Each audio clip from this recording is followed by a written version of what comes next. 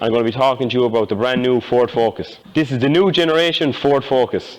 The exterior design has been sculpted to create a shape that's both athletic and aerodynamic, much like myself. Not only does it look like a boss, but it's equipped with the new Ford Co-Pilot 360. It does everything from reading the speed signs ahead and adjusting your cruise control. There are up to 7 different driving modes, including normal, eco, sport, comfort, eco comfort, slippery and trail. So whatever the conditions, you can adjust, just like we have as a team.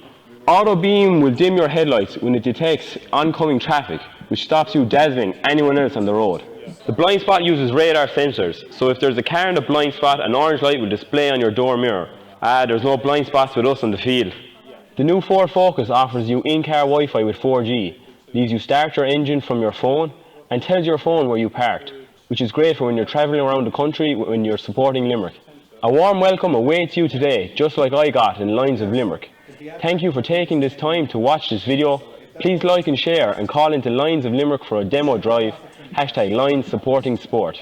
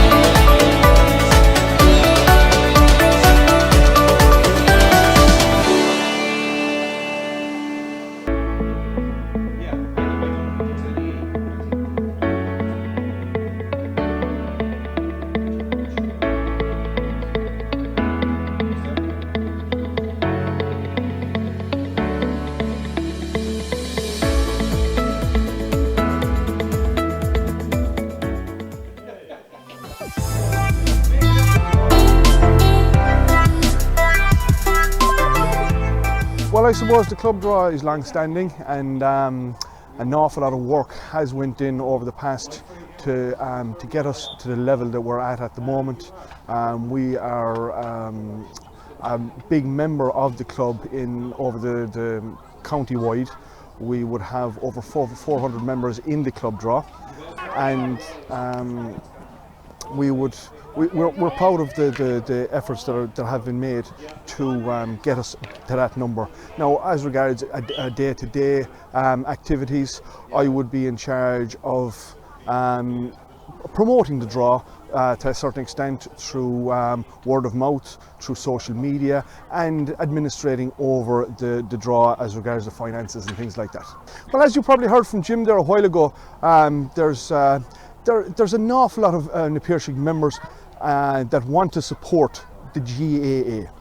And they want to support their local club, and they just need measures and ways to be able to support the local club. And we see it in Na Piarsaigh as a very, very good way to support your local GAA club, because not only are you supporting your GAA club, you're also supporting your county team, albeit in a smaller way, and you're also supporting, you're also getting the benefit of getting huge prizes on a monthly basis. The 10 draws over the course of the 12 months, and the huge monthly cash prizes that can be won. And as Jim alluded to earlier, he was a previous 10,000 winner who won in the draw. I think it was in 2018. And obviously the club draw is changing now this year, and there'll be additional bonus prizes, which we feel is a very, very good addition to the draw for 2020. Absolutely. I mean, as I alluded to earlier, there has been huge efforts in the past through a lot of club members, too numerous to mention here. But I suppose one man that probably does deserve a mention is a man that drove the club draw for so long, and that was a man called Dan Hickey. He was synonymous with Na Piarsaigh. He did huge work both on and off the field with many teams, and was a huge driver for Na Piarsaigh of the club. And as we spoke about, the club draw is a huge fundraiser for the club on an annual basis. And I suppose Lord Mercy and Dan, he would have been very proud to see the facilities that have developed as a result of those funds going back into the club today.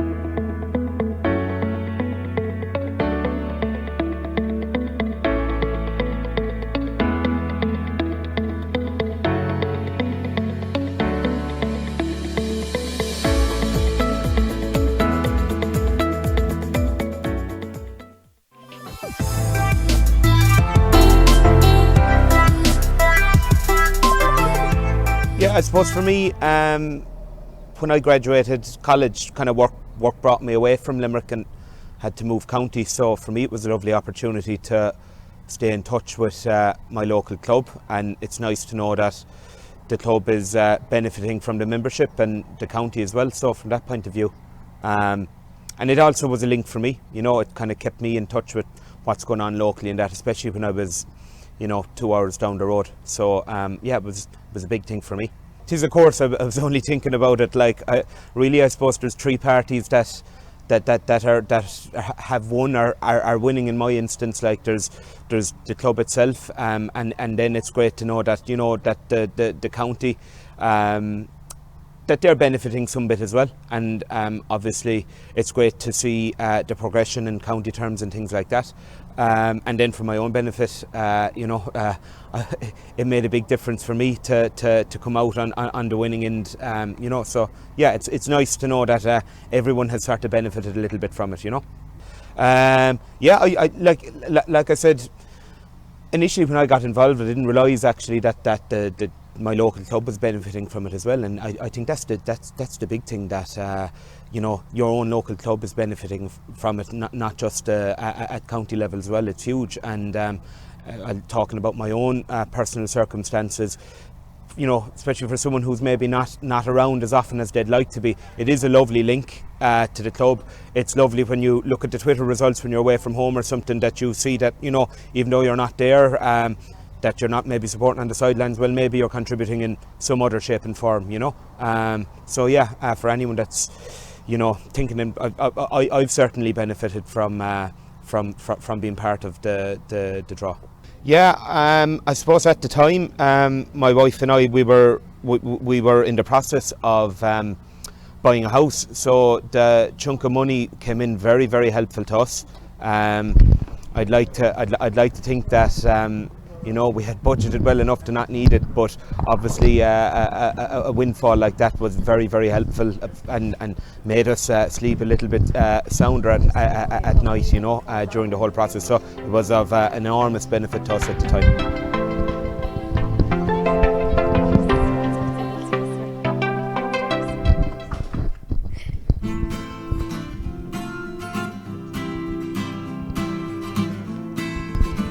1, 2, 3, 4, 5, 6, 7, 8, 9, 10. 1, 2, 3, 4, 5, 6.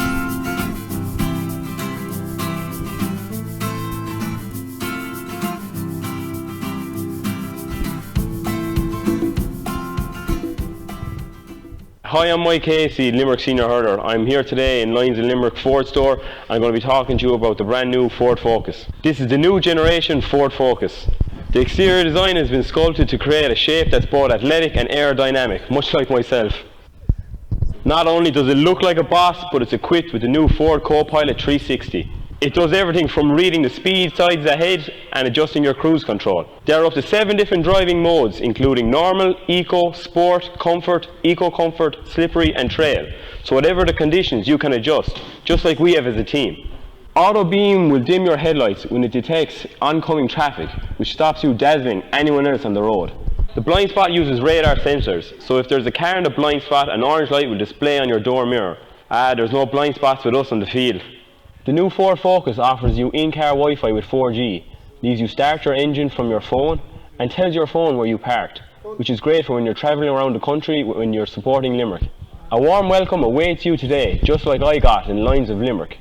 Thank you for taking this time to watch this video. Good evening and Please welcome like to and the share LIT and call Gaelic into Lions of Grounds Limerick for a demo Lions of drive. Limerick Premier Hashtag Intermediate Lions Hurling supporting Final sport. of 2020. Well, it's an unusual season, of that there is no doubt, but it's a final that I suppose a lot of people may have expected or may not have expected, depending on the colours that they wear over the course of the season. But its neighbours in effect, Mungret, St. Paul's and Kildimo Pallaskenery battling it out to get senior grade next season and become, of course, the coveted Lions of Limerick Premier Intermediate champions. Valerie Wheeler alongside me in the commentary box this evening. Valerie, it's a smashing day for hurling. Yeah, it really is, Liam. I mean, looking out, even coming in the heat, I think it was 18 or 19 degrees in the car coming in, and both teams would be delighted to be playing this. It's just such a pity you look around the Gaelic grounds this evening and have no one to fill the stands and cheer them on. But hopefully on Tuesday we'll have good news from the J, whether we can, you know, shove in a few fans. But it's just such a pity looking out there to an empty stadium tonight. But look, hopefully everyone will enjoy watching the stream and watching their club play.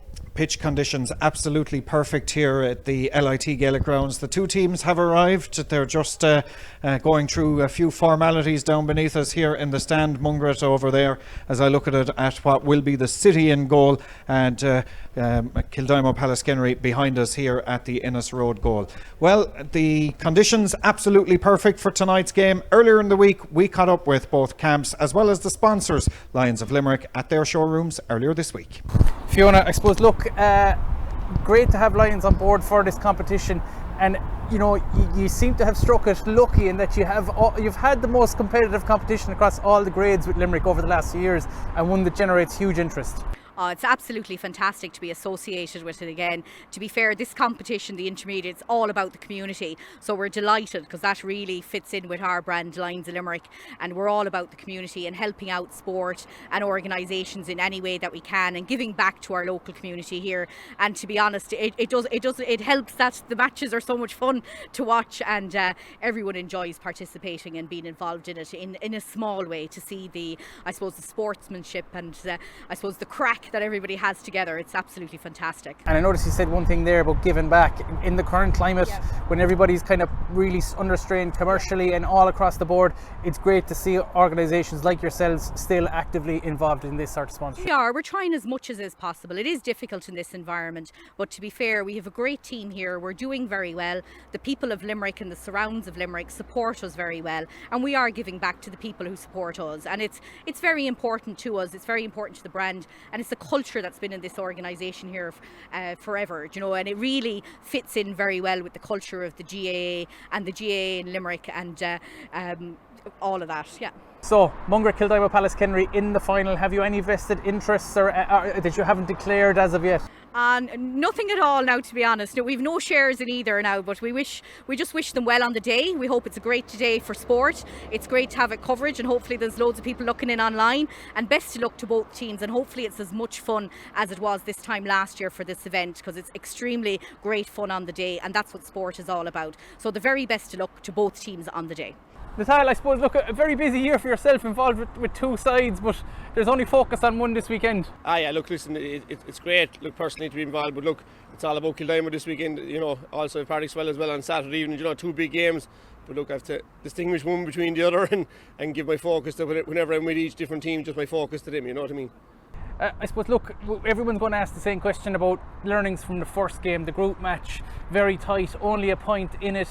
Is that totally irrelevant, or did you go away and kind of go through it and kind of put that into your head? If we meet these down the line again, here's what we're looking at doing? Or yeah, look, listen, Mungret are very well structured, very well coached. The first game, I suppose, we probably weren't ready for them.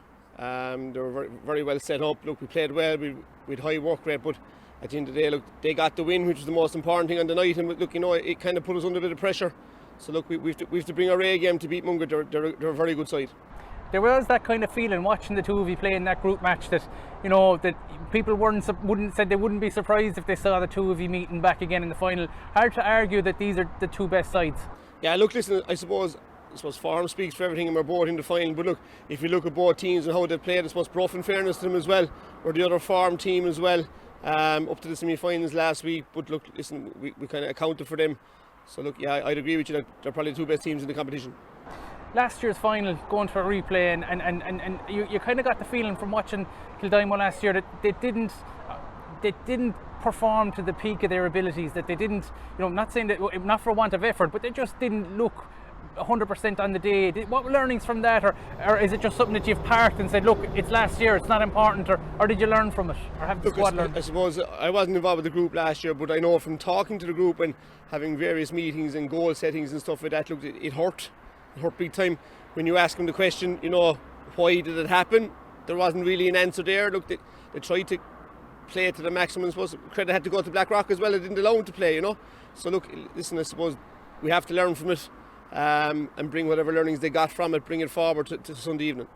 The influence, I suppose, of the likes of Kyle and Cian Hayes, Barry O'Connell, massive players for any club at any level. Hugely important that those guys hit the ground running for you on Sunday. Look, listen, I always say, like, your top players, if your top players perform, the rest will follow. And like in our top players at the moment would be, as you said, Barry and Kyle and Darren O'Connell, I suppose, who's on the county panel as well.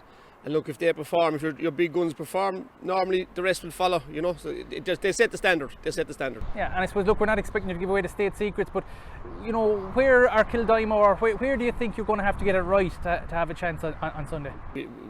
We'll have to master everything that they're going to throw at us, To go back to one of your earlier questions about the last game, I suppose, it's going to count for nothing, trying to look at that game and predict what's going to happen. I said they're kind of two different teams now. Like, we're kind of playing differently, they're playing differently. Where is it going to be won and loss? I just think it's just down to desire and really work rate, on the night. I think the team that works the hardest will probably win.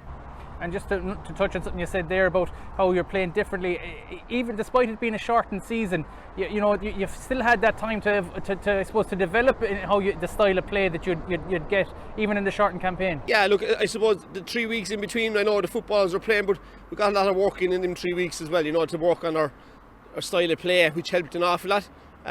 So look, that's why where we focused on our development of how we wanted to play the game.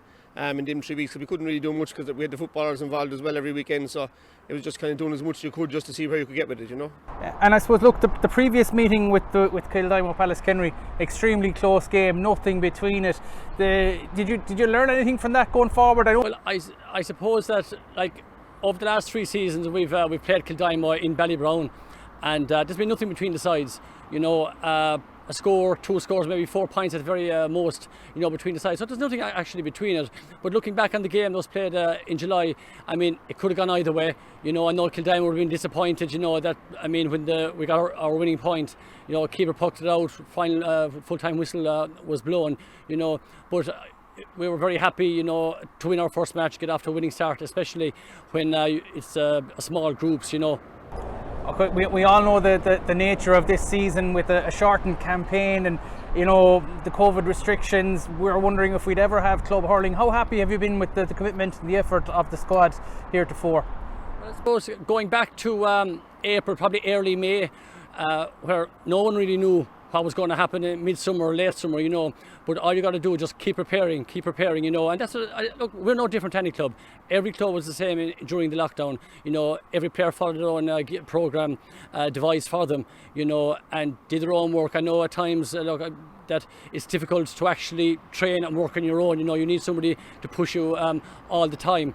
And I suppose the format when it was back in early July, when we did realise that the championship was going ahead, and it was a very quick turnaround, and you were there trying to organise 1 or 2 challenge matches in a very, very tight window, but we weren't alone. It was very difficult for every club at every level. And finally, the game of the weekend, I suppose, how do you see it breaking down, or where are the key aspects do you think Mungret will have to perform? I suppose coming into a final, you can have the best laid plans, best game plans, but it's all on the day. I know it's a cliche, but it is all on the day. Finals can take on a life of its own, and it can come down to very tight margins. It could come down to a shootout between the free takers, but usually in finals, and especially based on previous matches with Mungret and Kildimo, 3 tight matches, I maintain Sunday evening will be tight also. Lady luck, I think, will play a part. Peter, I suppose, look, I know you've had a few injury niggles this season, but everything cleared up and looking forward to the weekend? Yeah, everything cleared up on a personal level, everything good to go, and I think we're good as a group, so it's all about being fresh for Sunday, so I think we're almost there pretty much, yeah. How much are you looking forward to this? Yeah, it's hard to explain. Can't even really, the chance, particularly after last year and stuff, the chance to get back there, and really looking forward to just taking to the pitch again, What, obviously last year went to a replay, but you didn't come out the right side of it, but you kind of got the feeling watching Kildimo that, not for lack of effort, but it just didn't go right for you on both days. Had chances to close it out, maybe didn't. What learnings did you take from that, and has it fueled the appetite to go one better this year? Yeah, there's always a bit of fuel there when there's a bit of a motivation to go all the way, you would be taking learnings from last year, all right, as regards handling the occasion and stuff like that, but again, you have to treat it like kind of 2 separate years, like if we can't really be overly looking back at last year, trying to prepare for this final this year, I just think it's really all about trying to handle the occasion, and again, like you said, it didn't really click last year, but you need a bit of luck to win anything. I think it's really going to come down to a small bit of luck, whoever gets it on Sunday evening. Yeah, and I know you said about handling an occasion. It'll be an entirely different and eerie occasion. I remember the noise from the Blackrock Pallaskenery games last year in the Gaelic grounds. It was probably the best final across all the grades with regards to excitement. A different experience this weekend though. Yeah, it's going to be a little bit different, a little bit strange, all right. But I think a county final is a county final, again, you're trying to prepare for the game and treat it just as an individual game, like you're looking to do in your preparation. But I think once the ball is thrown in, the game is going to take a life of its own, and you're going to feel the support on the way to the game coming through both parishes. You're going to see flags up. I think you're going to feel the support naturally, but it's all about keeping your focus on the game at hand too, and I think that's what's going to happen when the ball is going to be thrown in, Not a puck of a ball between these sides in the group game out in Clorine earlier this year. What learnings did you take from that, apart from the fact that it's 2 well-matched sides? The big learning to take is come prepared. For us, it's going to be come with absolutely everything you have, because you're going to need every single bit of it if you want to get over the line on Sunday. And it's really just not to get carried away with the first game's result. Take again this game at its merit and just be ready to go on Sunday again. Yeah, and I suppose since that defeat, you've built up quite a bit of momentum, and it is very hard to argue that you have the 2 best sides in this competition in the final. I think I've heard it from a lot of people, all right, that they were saying that once they had seen the first game, that they kind of tipped that to be the final. I do think it's 2 very, very strong teams going into it, and like I said, I think it's going to come down to a small bit of luck, but again, it's whoever handles the occasion, it's whoever comes prepared, and I think we're both really looking forward to it. I noticed you said it could come down to a small bit of luck, but where are Kildimo Pallaskenery going to have to get it right? Across the field or anywhere in particular? Absolutely every single position. and that's not fobbing off the question. That's just really you're going to have to come with a level of intensity that you didn't come with in any of the previous games. You're going to have to get the small bit of luck. You're going to have everything right, and hopefully that'll be enough for whoever's going to come out on top in the day. Yeah, and I suppose, look, this competition, this grade, the Premier Intermediate, extremely tight competition every year, and no different this year. Yeah, definitely. Like 3 years ago, we'd have been in a relegation final, and for the last 2 years, then we were in the semi-final, and this year we've gone one step further on getting to the final. So you could find yourself at either end of it fairly easily. That all the teams can beat each other, and I think it adds to the competition. Thoughts on captaining this side to such a big occasion? Yeah, look, it's a massive honour for me. I was just thinking that the last time I played in the county final was 2012 in an under-16 final, and I was captain the same day, but we were beaten by an PICH side, so hopefully it'll be a more positive result this time. Yeah, and I was speaking to the manager there, Shawnee, earlier as well about the fact that this Mungret side, so many getting it so right with structures from underage all the way up and playing numbers, all that sort of stuff. It's a massive opportunity to deliver and take the club to, I suppose, the grade that everyone feels they should be playing at. Definitely, yeah, and I think that we're blessed with a very good underage structure. We have massive numbers because of where we are situated. In the past 2 years, we've struggled with bringing those lads from under 16 and minor into the intermediate setup. But I think we've a special group. We've kept a lot of those lads, so I think that's the main reason for our success, is that we are keeping a lot of those young lads that are flourishing at underage level. Yeah, and I suppose, look, hard to argue that we don't have that we do have the best two teams in this competition in the final, especially after the first match and seeing how close that was. You just got that inkling that you might be seeing each other again. Yeah, I think so, and that was said on the day. Obviously, we were delighted to get over the line, having not played so well. But I think the thinking was that we would meet again, and whether it was a semi-final or a final, I think a lot of teams would have fancied ourselves and Kildimo in the final. And looking ahead to the weekend, Kildimo, massive test. Yeah, massive test, and look, they'll be deserved favourites. They've been very impressive in the group games. They were very impressive against a strong Bruff team. Compared to the results then that we've had, we've been winning as well, but we haven't been winning as handsomely as Kildimo have. So look, they'll be massive favourites, but we'll have a rattle and we'll see how we get on. Anyway, I suppose if you look at this time of the year as we get towards finals in all the competitions, the Premier Intermediate has down the years been one of the most exciting and hard-fought competitions of any of the Limerick GAA grades. That's right. Last year's final in the Gaelic rounds went to a replay, and we had excellent winners in Blackrock, and Kildimo now, having been in last year's final, are back in the final again. They've been in shake-up for the last 2 or 3 years. They were beaten in semi-final in 2018. They were in last year's final. Mungret have been in the shake-up as well for the last couple of years, and they've played each other, I think, the last 3 years in the group stages. I saw 2 of the games myself, and there's not more than a puck of a ball between them. It's a very, very tight championship, and I'd be looking forward to a very, very, very good final at the weekend. Yeah, and I suppose, look, 2 kind of very young, up-and-coming clubs with young squads and lots of underage work going on in both of them as well. It'll be interesting and nice to see, and refreshing to see whichever one of the 2 of them heads up to senior grade next year. Absolutely. Seeing Mungret underage this year, they have a nice minor side. Same with Kildimo Pallaskenery. They're working very hard underage, and as I say, they're both young sides. And if we get anything like we've got in the last couple of years, it'll be a very interesting match. And of course, look, it'd be wrong of us not to mention the sponsorship by Lions of Limerick for this competition. In such uncertain times for county boards across the country, crucial and very, very important, and very grateful to have such sponsors on. I would just like to acknowledge the contribution of Lions of Limerick to the sponsorship of our Premier Intermediate Championship, and their continued sponsorship over the last couple of years. And while I'm at it, I'd like to take this opportunity to thank all our sponsors, be they sponsors of our senior hurling team, senior football teams, all our inter-county sides, and also all our other sponsors of our club championships, particularly in what we are going through some very difficult times at the moment, and I'd like to thank them for staying loyal to us at this time. Hi guys, Niall here from Lions Volvo on Ballysimon Road, Limerick. Today I'm going to show you the stunning S60 R design.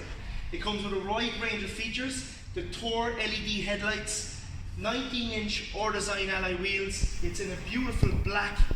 The interior comes with an or-design half leather interior. It comes in a lovely automatic transmission, 9-inch display, anti-whiplash seating, and a lot more safety features as well. We're open Monday to Saturday. Call us for an appointment on 061 439 555. Take care, guys. So that's from the two camps, both Mungret St. Paul's and Kildimo Pallaskenery. It's a beautiful night for hurling, but let's remind ourselves how both teams have gotten to tonight's final. Mungret advancing. The first shot of the game is the first point of the game. Kyle Hayes operating more or less at the edge of the square. Mungret, well, they didn't get her there, but this is Liam Griffin. Griffin off his left. He's a sharp shooter, and Liam. The puck out that Kildimo weren't set for, and Mungret a moment to go. Will he get his first shot of the game? He will. Found loads of room there. Kyle Hayes in the mix there. Kyle Hayes gets it to hand. Good work by Kildimo. Middle to Liam Griffin, but he's unable to grasp it. And Niall Mulcahy. O'Connell to hand. A hurley's fall to the ground. And Darren O'Connell on the field. Duff driving through the middle. Lays it off.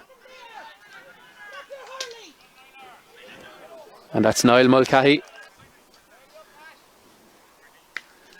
Keeps this one low. And Paul O'Brien is happy with that as Mungret are level. Cahill Downs. Good pressure from O'Brien, the Mungret captain, but Cahill Downs. Owen O'Doherty comes all around in the loop. No one picked him up. And Amanda Call Dockers splits the stick. A badly neat bottled up there. Lovely bit of play by Niall Mulcahy. Mulcahy looking for his third. That will be the best of the lot if it goes over. Gobbles up that loose ball again. Kyle Hayes through a tackle. Kyle Hayes a couple of inches ahead of the 65 line.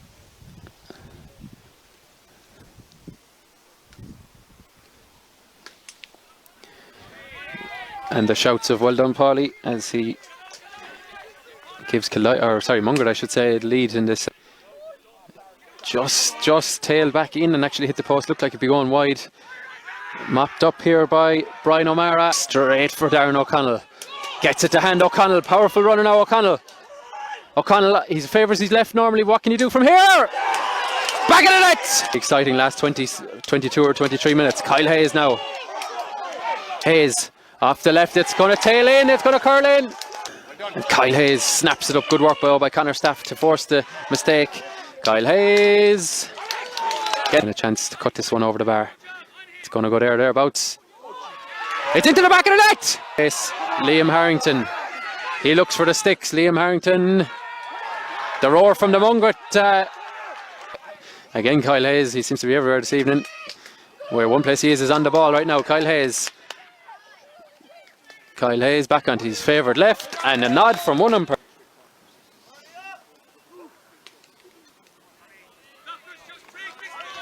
As we are a minute into stoppage time, 1:15, 1:16.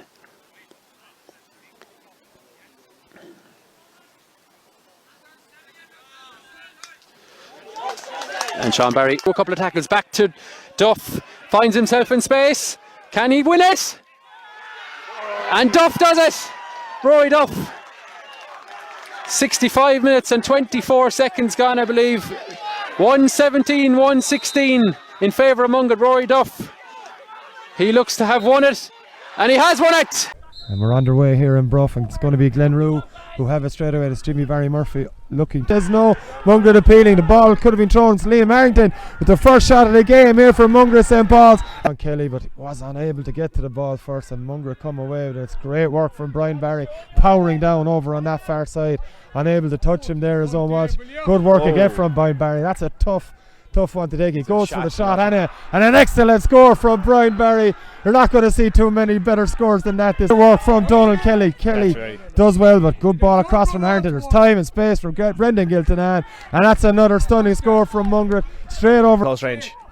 Huge score in this context of this game. It's Glen Rue now into a 2-point lead. Good running there done. A chance for Mungret. Rory Duff takes the pass after delivering it initially. Fine That's response a great from score. Mungret. Long ball down inside. It's Mungret that have the shot comes in. Their number 14 Michael Mullins puts one between the sides. In fact, it was almost delivered long, and now there's chance for Owen Mulcahy. He's already got 1 point a couple of minutes ago. Mulcahy goes high with this one. It's a good effort from Mulcahy, and that's an excellent score. The flick, and now it's Niall Mulcahy for Mungret St. Paul's. Mulcahy turns back on, gets the afterburners on, gets the shot on goal. Brilliant score from Niall Mulcahy. And one there though by Mungret. It's played inside, low one this time in, looking for Owen Mulcahy. Mulcahy wins it, and he's on the run. Good work from Owen Gallagher initially, but Owen Mulcahy still going. It's Niall Mulcahy with the shot, and it's Niall Mulcahy with a brilliant score for him. Back with play, it's Conor O'Brien with a fine puck out, low one to Mulcahy, and Mulcahy with the shot. Is it over the bar? It certainly is. Brilliant work from Owen Mulcahy. But away comes Owen O'Doherty for Mungret St. Paul's, and it's Conor Helliwell running into space. He's got the time and space for Conor Helliwell. Is he going to shoot? He certainly is, and that's the leveller from Mungret St. Paul's. At the minute. And it's Walsh winning that loose one yet again from the silence. Dropped straight away. Shooting chance for Mungret here. It's their sub. The number 23 has got an excellent score. Water break only seconds away as this one comes from Conor O'Brien towards Paul O'Brien. Mulcahy has it. Owen Mulcahy is again. Sorry, Niall Mulcahy plays it back to Owen O'Doherty. Back to Paul O'Brien. O'Brien dummies Jimmy Barry Murphy and takes him on the right hand side. This will be some score from Paul O'Brien if he can get it.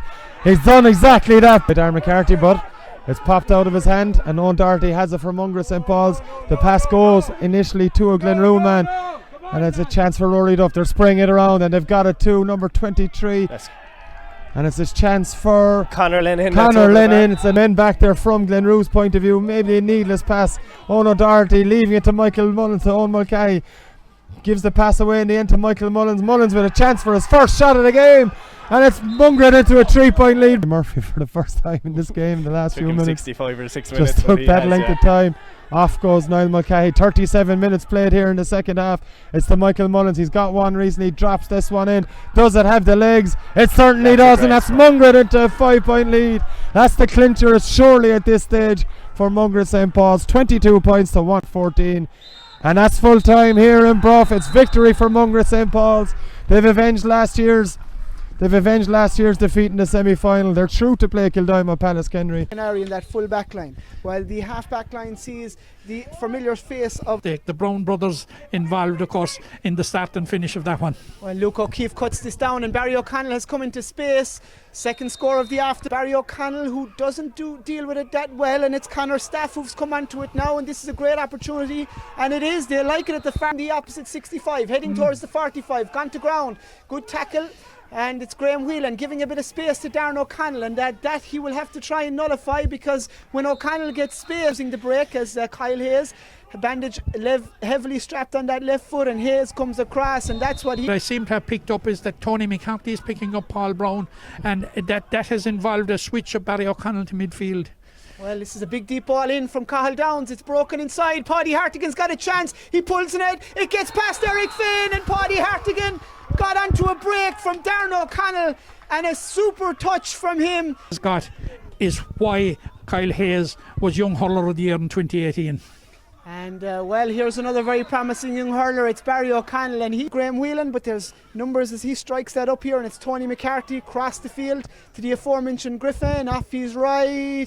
Does he like it? He does. Like I can tell you, they're all very important, as there's a massive shortage, and Jason is one that has persevered for the last number of years, and is quite competent, let me tell you, in taking a game, and that is a super score from Kyle Hayes. O'Leary, but again, it's a flood of bodies in there, and it's Kevin O'Connell who tidies well.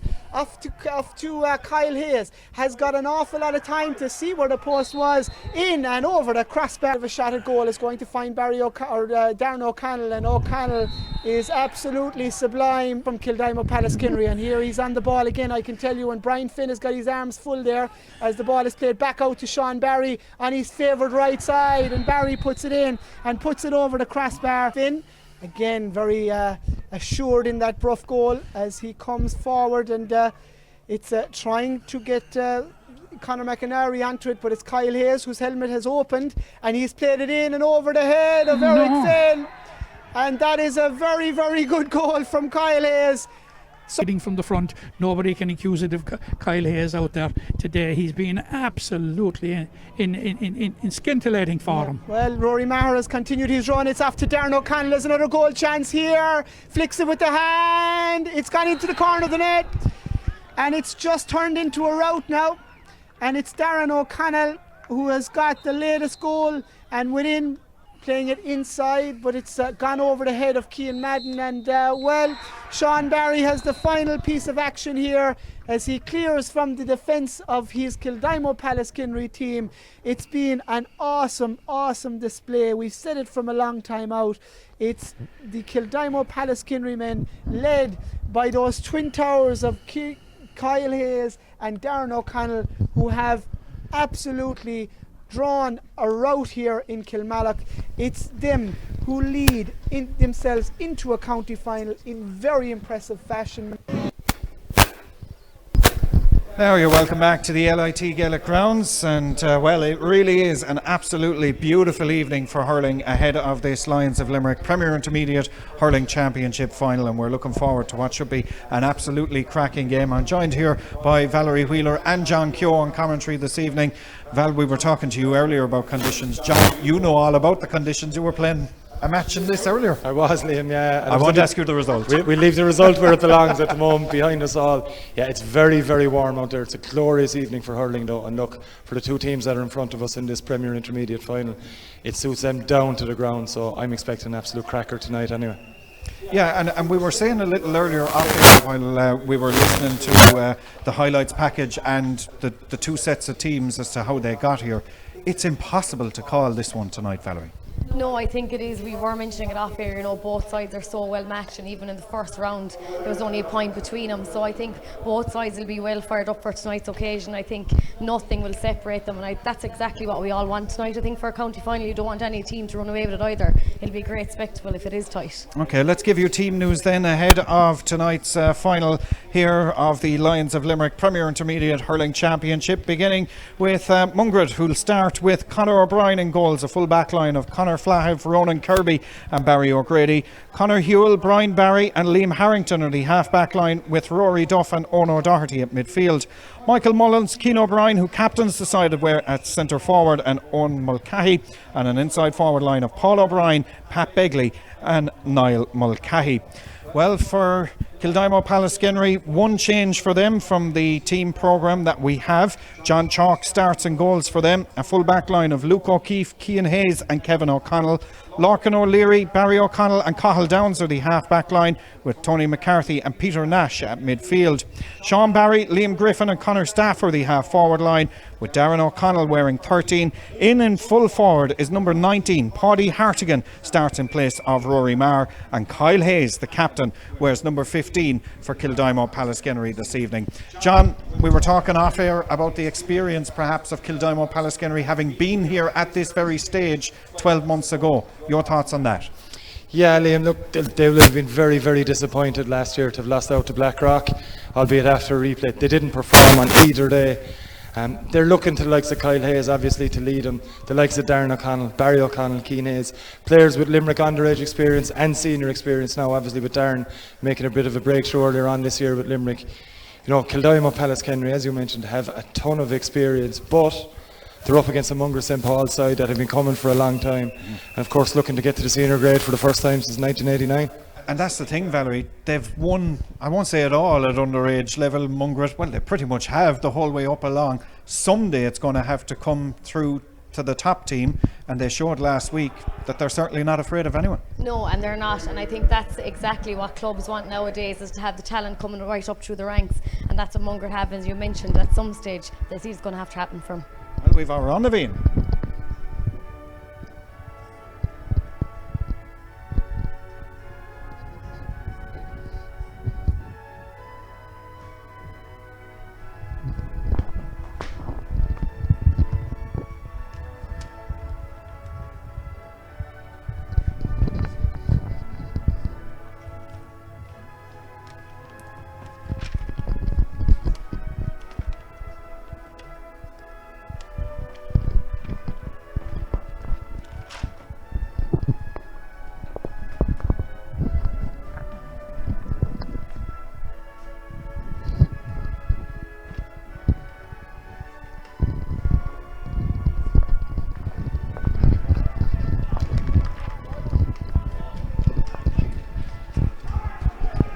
Well, it's a strange feeling of that, there is no doubt. It's County Premier Intermediate Hurling final day. Nobody here bar the two teams and a handful of mentors for either side. It is a very, very strange experience on County Hurling final day. We're hoping it's the last weekend of it. The government, I suppose, will have a lot to say about that in the coming days, but it doesn't really matter for both Kildimo, Pallaskenery and Mungret St. Paul's. One of them will be crowned champions in a year, Valerie, they'll never forget. Yeah, no, a year you'll never forget is right. I think, you know, the three of us are very privileged to be here tonight, I think, behind closed doors, and, you know, to have family members and mums and dads and brothers and sisters sitting at home must be very difficult, because nothing beats being here, Liam, to be honest. Well, it's a beautiful evening here in terms of sunshine. It's nice and warm. There's a slight breeze blowing down the field. It's blowing left to right as we watch it here. So it's blowing from the Ennis Road goal down into the City goal in the opening half. And Mungret will be favoured by that breeze in the opening 30 minutes. The referee is John O'Halloran. He's from the Club of Brewery. He's out in the centre of the field. He's linesmen just making sure everybody is outside the 265s. Valerie, who's going to win it? Oh, it's so tight to call, but I think I'm going to go to Kildimo. John? I'm going to go the opposite, Liam, same Mungret. I just think it's their time to break through, but it's a toss of a coin, really, isn't it? I go for extra time. Off we go. One of us is going to be right before the end of the night. As straight away, Mungret St. Paul's win possession of this one back in their own half back line, and it's Brian Barry who has it. He's dispossessed those. Kildimo Pallaskenery run forward. That one, the referee has spotted a foul inside there. This is going to be a free in. The free going in favour of Kildimo Pallaskenery, and an opportunity for them. And straight away, it was Kyle Hayes getting a taste of the action. He's going to play a big part in this, John. Huge part to play, Liam, you know, and just from Kildimo Pallaskenery's point of view, it's fantastic to see Kyle right into it from them. He struggled in the finals last year. They'll need him to be on top form today. Here comes the free then, first one of the evening for Liam Griffin, and he struck it left and wide, and that is a poor wide. I think we all had it written down as a point inside the opening minute, but that's a very disappointing wide, Valerie. No, it is, and I think, you know, of the position he was in and everything, I think everyone expected that to be over, and it just wasn't. It's not good enough for a county final day. Mullins win possession of this one, lays this one across the centre, but it's picked up there and brought forward. Connor Staff dropping it into the hands of the goalkeeper, who just bats it away now. Out comes Ronan Kirby, favoured to get to it, beaten to it on this occasion by Kildimo Pallaskenery. Referee was watching closely and said that Darren O'Connell was fouled. It's going to be a free going in favour of Kildimo Pallaskenery. This one dead straight in front of the posts, and if the first one was easy, Liam Griffin will certainly fancy his chances, John, of getting the first point of the night from this one. He'll be hoping, Liam, he got the nervous one out of the way, 30 metres out, straight in front. You couldn't wish for an easier one, but nothing's easy on county final day. Certainly not, as Liam Griffin lines this one up just on the edge of the semicircle.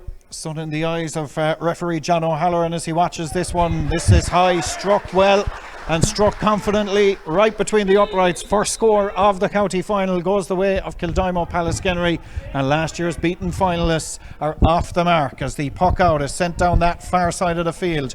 A good belt of a puck, it has to be said. Niall Mulcahy picks this one up down that far side, goes on a run on towards the 13, looks up for the option, takes the shot, sends it in and sends it over the crossbar. Perfect response from a Mungret St. Paul's point of view. Niall Mulcahy with the levelling point. The lead didn't last long, Valerie. No, it didn't, and as you mentioned, it is a lovely response, and he was quick to get the ball, and that, to be honest, I thought he was going for the goal the way he was running in there, but he took his point in the end. John Chalk's puck out, batted down by Kyle Hayes, but it's picked up back there by Mungret St. Paul's, and Liam Harrington towards that far side of the field plays it forward in towards Pat Begley. The big man at 14 was pushed on the back, says the referee. That's going to be a free in and an opportunity here for Mungret to take the lead pretty much straight away in what would be a very, very swift response from their point of view, and an opportunity here from that far side. And it's Paul O'Brien who's going to line this free up, test the breeze, blowing slightly here in the Gaelic grounds this evening as he picks this one and strikes it in and sends it over the crossbar, and Mungret go into the lead 2-1. Paul O'Brien with Mungret's second point, John. Yeah, just interesting to see there Liam Pat Begley winning that one. He came off early in the second half last weekend in the semi-final. Can be a huge player for Mungret if he's fit, but has struggled with injuries this season. John Chalk's puck out, sent down the centre, picked up down there by Darren O'Connell, was going forward. The referee has said a challenge around the neck. It's going to be a free going in favour of Kildimo Pallaskenery, and an opportunity pretty much instantly for them to respond and draw the game level again. And It's going to be Liam Griffin who's going to take this one again. 1 point and 1 wide to his name so far. And here is the opportunity now for Liam Griffin. Just level, as you can see, with the left hand upright as we watch it here. As Griffin stands over this one, picks it and strikes it into the Ennis Road terrace. We're level again, 2 points apiece, Valerie. Yeah, I know, and I think it's going to be like this for the rest of the game, to be honest, Liam, this tit for tat, point for point. And you know what, just a few minutes ago when you saw Darren O'Connell winning that free, you could see he was really hyped up for this game. Puck out, sent down this near side of the field. It beats over the head of everybody, and winning possession of it there is Mungret St. Paul's, and they've won a free down there as well. A referee has said that Owen Mulcahy was fouled. It's going to be a free, and well, he's picked up a bit of an injury as well from that. Yeah, Liam, just early stages here. John O'Halloran having to blow the whistle a lot. He's been right with every single one of them from what I can see, so it's not his fault. It's a stop-start game, but you know, both teams sticking very tight to each other. They don't want to give a yard either way at the moment. You'd expect that though in a county final, as both sides begin to feel each other out, I suppose, and just get the nerves out of the way, Valerie. Yeah, no, I think they're settling well, the two sides. And I don't think I know Liam had a kind of a rocky start there, but he's after getting his 2 scores after that, and so are Mungret, and here's another chance now for Paul O'Brien. Paul O'Brien, normally fairly accurate from a free, looking to line this one up. Looks at the target, strikes it into the city and terrace. We're right behind it, and that is a super point from Paul O'Brien. He's unerring in free taking down through the last couple of seasons for Mungret St. Paul's, and he's certainly the go-to man, and he started well here as they lead by 1, 3 points to 2. Puck out, sent right out over this near stand sideline. The thumbs up there from Liam Harrington saying to, or from I should say Cahill Downs, saying to John Chalk that the idea was right, just a little bit too much on the execution. Line ball going in favour of Mungret. Free takers will be important tonight, John. Hugely important, Liam, and Paul O'Brien, as you mentioned, is one of the best around at any level. Done it for Limerick all the way through underage. He's done it for Mungret St. Paul's at this level for the last 3 or 4 as well. And Liam Griffin equally on the other side, vitally important. Niall Mulcahy picks this one up and pops the pass as far as O'Brien. Got it touched with across the centre. The referee has said there was a pullback there as the ball was being released, so he was playing the advantage. There was none forthcoming, so it's going to be a free. The free going in favour of Mungret, and this one about 25 yards out from goal, and an opportunity for the club just on the outskirts of Limerick City. I was going to say the City Club, but of course both city clubs in terms of divisions, but this is going to be an opportunity here now for Mungret St. Paul's to extend their lead still further. 3-2 at the moment, and Paul O'Brien stands over this one, looking to strike this one into the terrace to our right hand side. Picks it, strikes it well, and it goes between the uprights. Good so far. Double scores, 4 points to 2. Mungret St. Paul's just settled the better, Valerie. No, yeah, they are, and I think that's a lovely third score for Paul O'Brien, you know, as well. And they have seemed to settle quite well. Look at them even winning their puck outs as well. Puck out down that far side of the field, won by Rory Duff, under a bit of pressure towards that far side. He's coughed up possession of it, and Kildimo Pallaskenery picked this one up, playing this ball forward inside, but back there to win possession of it goes Conor Hewell. Ends up on his hands and knees under pressure from Kyle Hayes. Hayes has possession of it, under pressure. Kyle Hayes gets the shot away and puts it between the uprights, and that's what Kyle Hayes can do. He gets a super point for Kildimo Pallaskenery. It seems like they have quite a lot of support here in the LIT Gaelic grounds. 4 points to 3. Yeah, it's 2 possessions for Kyle now, Liam, a point and a free earned. Kildimo Pallaskenery simply just get more of the ball as Pat Begley makes a great catch from the puck out. What a take from Pat Begley from the puck out. One and laid back as far as the captain, Keane O'Brien, plays this one into space on the far side. Nobody at home at all, though, from a Mungret St. Paul's point of view. They'll be disappointed with that, as it's picked up by Tony McCarthy. Plays this one forward over the head there of Barry O'Connell, who was trying to win possession of it. Instead it's Mungret again who have it. In goes Begley again, trying to win possession of it. Gathers it on this occasion, sets off on a run, gets the hand pass away towards Owen Mulcahy, near stand side of the field, under a bit of pressure, looks up for the option, still in possession of it. 2 Kildimo Pallaskenery players around him. Natal O'Grady beneath us, absolutely disgusted. He thought that there was a few too many steps by the Mungret St. Paul's man, but the referee, John O'Halloran, has given a free in, this one going in favour of Mungret St. Paul's, and an opportunity yet again for Paul O'Brien to extend the lead back to 2 again. And it's one of those kind of games where every tight margin is going to be huge tonight, Valerie. Yeah, and I think they're going to have to take their chances as well. I know this is another big, huge chance for Paul, and this is another opportunity for him to get his name on the scoreboard for the 4th time tonight. So here it comes. Paul O'Brien midway between the 45, or what would be the 45, pretty much on the 45-yard line if it were to be painted on, maybe about 5 away from it as he strikes this one in. The result is, as you would expect, between the uprights, and Paul O'Brien gets another one from Mungret St. Paul's, and they extend their lead back to 2 again, 5 points to 3.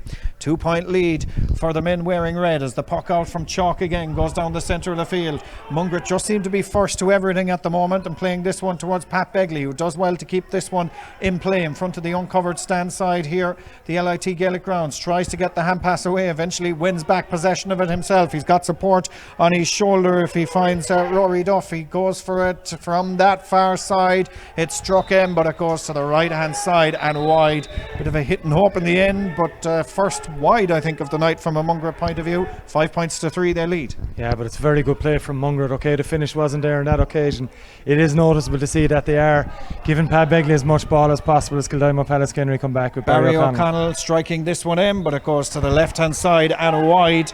Another wide for them. Interesting to see Kildimo Pallaskenery using very tight to both sidelines. On a couple of occasions on this near side, the puck out has gone out over the sideline, and again that ball was won very tight to that far sideline. Yeah, I know, and especially after maybe the first mistake, you'd be wondering why they're gone so close to the line as well. But Mungret are blocking down their puck out, so maybe they're just trying to do something different.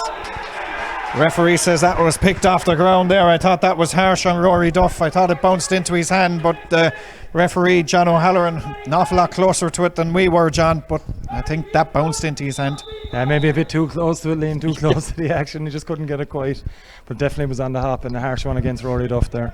But an opportunity for Liam Griffin to reduce the gap to just a single solitary point, well inside his own half as he picks this one and strikes it from a distance. It's going to drop though to the right hand side and wide. Disappointing wide from Kildimo Pallaskenery again. The wides count mounting even at this early stage from their point of view as play to resume with this puck out from Conor O'Brien. Sends it near side of the field. Up goes the hurley down beneath us of Michael Mullins. Breaks it down, but it's picked up, the breaking ball, by Peter Nash. Under pressure, gets the ball away, but might come back to him again. Instead goes Tony McCarthy, away from him, but picked up and brought clear by Luke O'Keefe. Launches this ball towards this near side of the field. Kildimo Pallaskenery gather possession of it now with Cathal Downs. Looks up for the option. That option is Shane Barry. Barry striking this one from a long way out. The umpire likes it, goes for the white flag, and that's a super score for Shane Barry and a super one for them. They're back to within 1, and that a much needed score from play, Valerie. Yeah, much needed score from play. I think at this stage, you know, you want to be looking at options out there, and you know, at least he didn't panic and he did have a look up and was able to take it in the end to get the score. Conor O'Brien's puck out, sent long down the centre of the field. The breaking ball, Luke O'Keefe bats it down. It's picked up and struck in there from Niall Mulcahy. The umpire though said it's gone to the right hand side and wide. Another wide for Mungret St. Paul's, who lead by 5 points to 4 inside the opening 11 minutes of the Lions of Limerick Premier Intermediate Hurling Championship. Kyle Hayes breaks the ball down, won't win possession of the breaking one because Michael Mullins has it. The referee has said Mullins was fouled. It's going to be a free going in favour of Mungret. Kildimo Pallaskenery manager Natal O'Grady just reckons that the hurley was being held of Kyle Hayes as he went up to win possession of it, referee having none of it. Natal O'Grady of course would have been bitterly disappointed with the game last evening. He's Patrick's Wells side falling at the hands of Napirshig in the county semi-final, senior semi-final. He'll be hoping for a better night tonight. He's not happy with the referee, John. No, he's saying Kyle's hurley was tapped as he went up to catch that one. It wasn't spotted by John O'Halloran. Can't expect him to see everything in. It's not possible for him to do so. But another chance for Paul O'Brien, and he can score him from this distance as well. So here it comes from Paul O'Brien. He's a long way out inside his own 65-yard line. He's hit it a fair flake of the ball. It has the distance, but accuracy. And I suppose that's the danger, Valerie, when you're that far out, when you're going to get the distance, you lose a bit of accuracy. Yeah, you do, and I think a lot of pressure's on him as well. I think everyone expects him to get these scores. Even John, you mentioned that he can score from that distance, so when a lot is expected of you, sometimes it's hard when you don't deliver. Barry O'Connell has struck that one in and over the crossbar. Point for Kildimo Pallaskenery, and it's the levelling score. We're level at 5 points apiece, 13 and a half minutes into the opening half of this Lions of Limerick Premier Intermediate Hurling Final for 2020. Very little to separate the two sides as we thought there was going to be, John. Exactly as we thought, Liam. You know, it's the third time they've been level in 14 minutes now. Just very, very tight on both sides, very evenly matched. and we're just seeing a fine score from Barry O'Connell, who's operating around midfield, centre forward area, and he's a big player for Kildimo Pallaskenery. Ball with Mungret St. Paul's as they switch wings towards this near side of the field. The danger man inside there was Pat Begley, just beaten to it on this occasion, and it's Cathal Downs who comes away with it for Kildimo Pallaskenery. Couldn't get it cleanly into the hand. It might still work out for them over there, but it's Paul O'Brien who picks this one up from Mungret, tight to the sideline, sends in the effort. It's blocked down and going to go out for a 65 across on that far side of the field. And this is going to be an opportunity for Mungret. I suppose they'll be happy enough to take a 65 as opposed to a wide, no doubt about that, because Paul O'Brien has this opportunity now to put them back into the lead again, Valerie. Yeah, as you mentioned, I think instead of a wide, I think I'd take 65 any day as well. Not that I'd be able to score it, Liam, but I'd definitely take You'd it. give it a go. Yeah, I'd give it a go at this stage, but definitely it's a big opportunity for Paul now. So Paul O'Brien going to line this one up. Linesman on the far side, John Sexton, just telling him the exact location as to where, or Mike Sexton I should say, the exact location as to where to put the slitter. And it's Paul O'Brien who's going to strike this one from that far side in front of the uncovered stand side. O'Brien has struck that one in, but well, we're a bit too lavish with the praise perhaps. He's human after all. He sends it to the left hand side and wide. Yeah, I'd be very, very disappointed with that one. The one before that, Liam, in front of us here in the Mackey stand. Okay, fair distance, bit of a patch shot. 65s from that angle should be bread and butter for Paul O'Brien. He'll be livid with himself. But look, first quarter over in the new regime of time and water breaks and everything like that. So just as we expected, 5 points apiece and as tight as you're going to see. Yeah, as we hit the water break, both sides head towards their respective locations. You see Mungret St. Paul's there just coming to our right hand side. You see them in shot there, just gathering in a huddle. Interesting to note, they were here about 6:20 togged out. They were all in a big semicircle there, just pretty much where they are. They were in a circle. They were having a team talk at 6:20 this evening in the beautiful sunshine. They were here early. Kildimo Pallaskenery were just going through their bit, Valerie, down in the shade down beneath us. I wonder in an evening like this evening, will that tell its toll? Yeah, do you know what? We did stare down at them when Mungret were out in the huddle, and that says a lot about a team as well. You know, you can see that maybe what they've spoke about beforehand and how much hype that they bring to today's game. They obviously wanted to build it up and make it big in that huddle down there. But as you can see, like both two teams, you can see why these both two teams are in the final, and it is extremely tight. And you'd nearly be afraid that I called it earlier on in the game, because who knows what's going to happen at this stage. So level at 5 points apiece. Referee just wants them both to break from the water break. John Keogh's had his water break as well. He's back refreshed, ready for the second quarter of this game. And well, it's everything we expected it to be. It has turned out that way so far, John. Yeah, it is, Liam. I needed that water break after all the running we've done up here in the commentary box.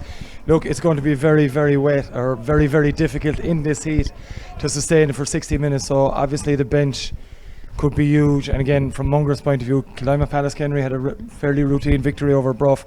Mungret St. Paul's used their bench to very good effect last weekend in their victory over Glenroe, and may have to do so again. So play to resume.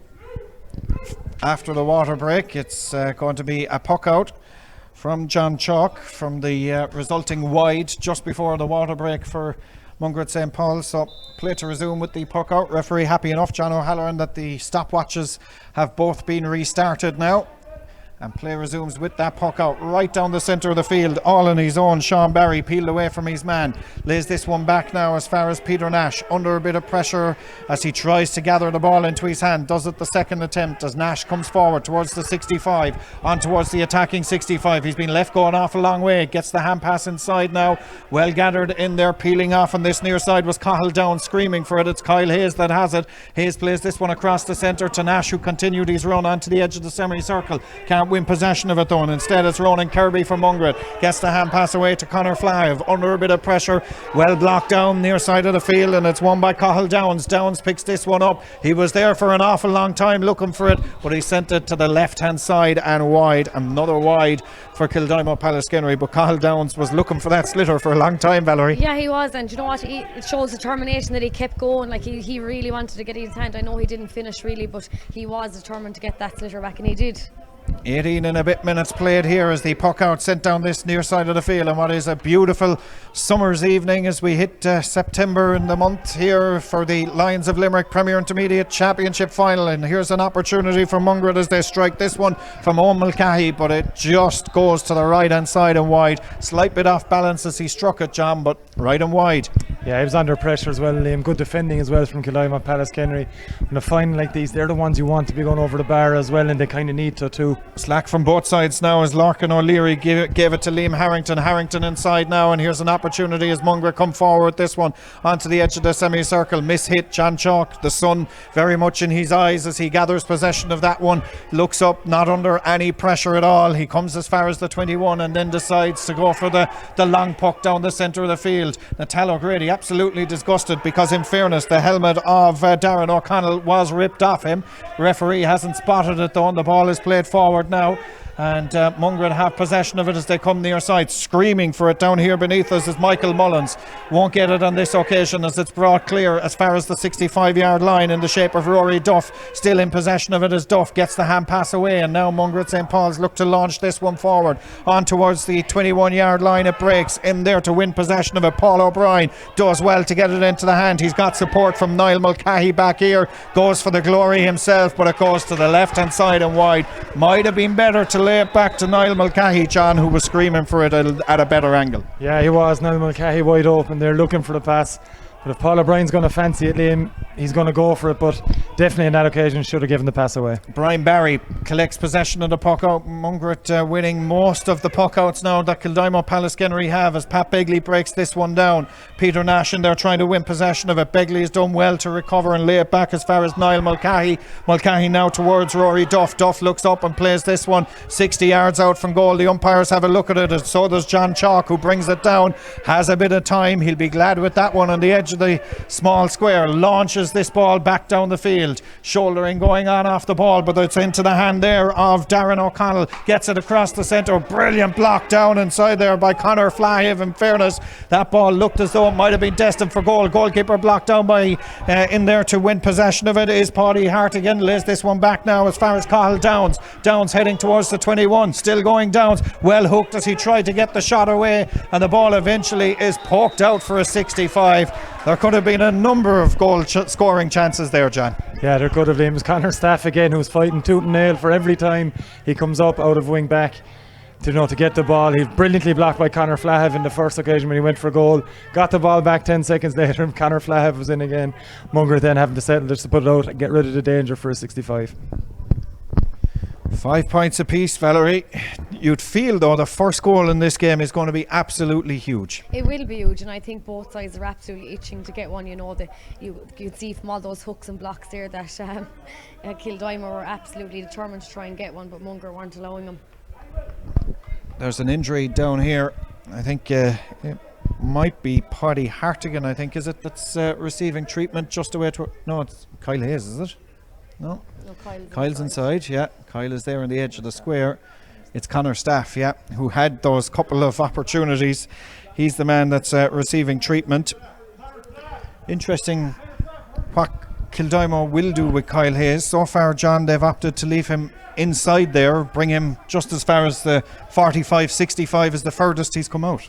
Yeah, they'll be wanting to keep him in there as long as they can, Liam, because we all know, we see it at every level Kyle has played at, that when he gets possession things happen, and certainly from Kildimo Pallaskenery's point of view, they'll need him in and around that area for as long as they can. As I said, if things aren't going for them, they'll be very happy to leave him there right now, but if things aren't going for them later in the game, they'll certainly move him out. Well, here's an opportunity now for Liam Griffin to put Kildimo Pallaskenery back into the lead with this 65. He picks it and strikes it. Looks to be a good hit of a ball, but it's just tailed to the right hand side and wide. Another wide for Kildimo Pallaskenery. The wides count beginning to mount for both sides now. Valerie? Yeah, I think it's 5. I have 5 for Kildimo Pallaskenery and I have 7 for Mungret at this stage. It's been 10 minutes since anyone scored as well, Liam. So you think in a county final that there'd be a bit more bite to the game.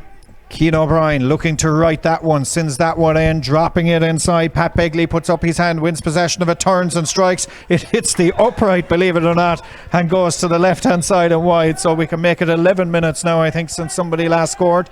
As play resumes with the puck out, we started off so well in terms of scores coming thick and fast. They've dried up in the last few minutes since the water break. As this one brought forward now by Conor Hewell, plays this one forward inside, and Mungret come away with this one again, but the fence is on top again for Kildimo. Pallaskenery.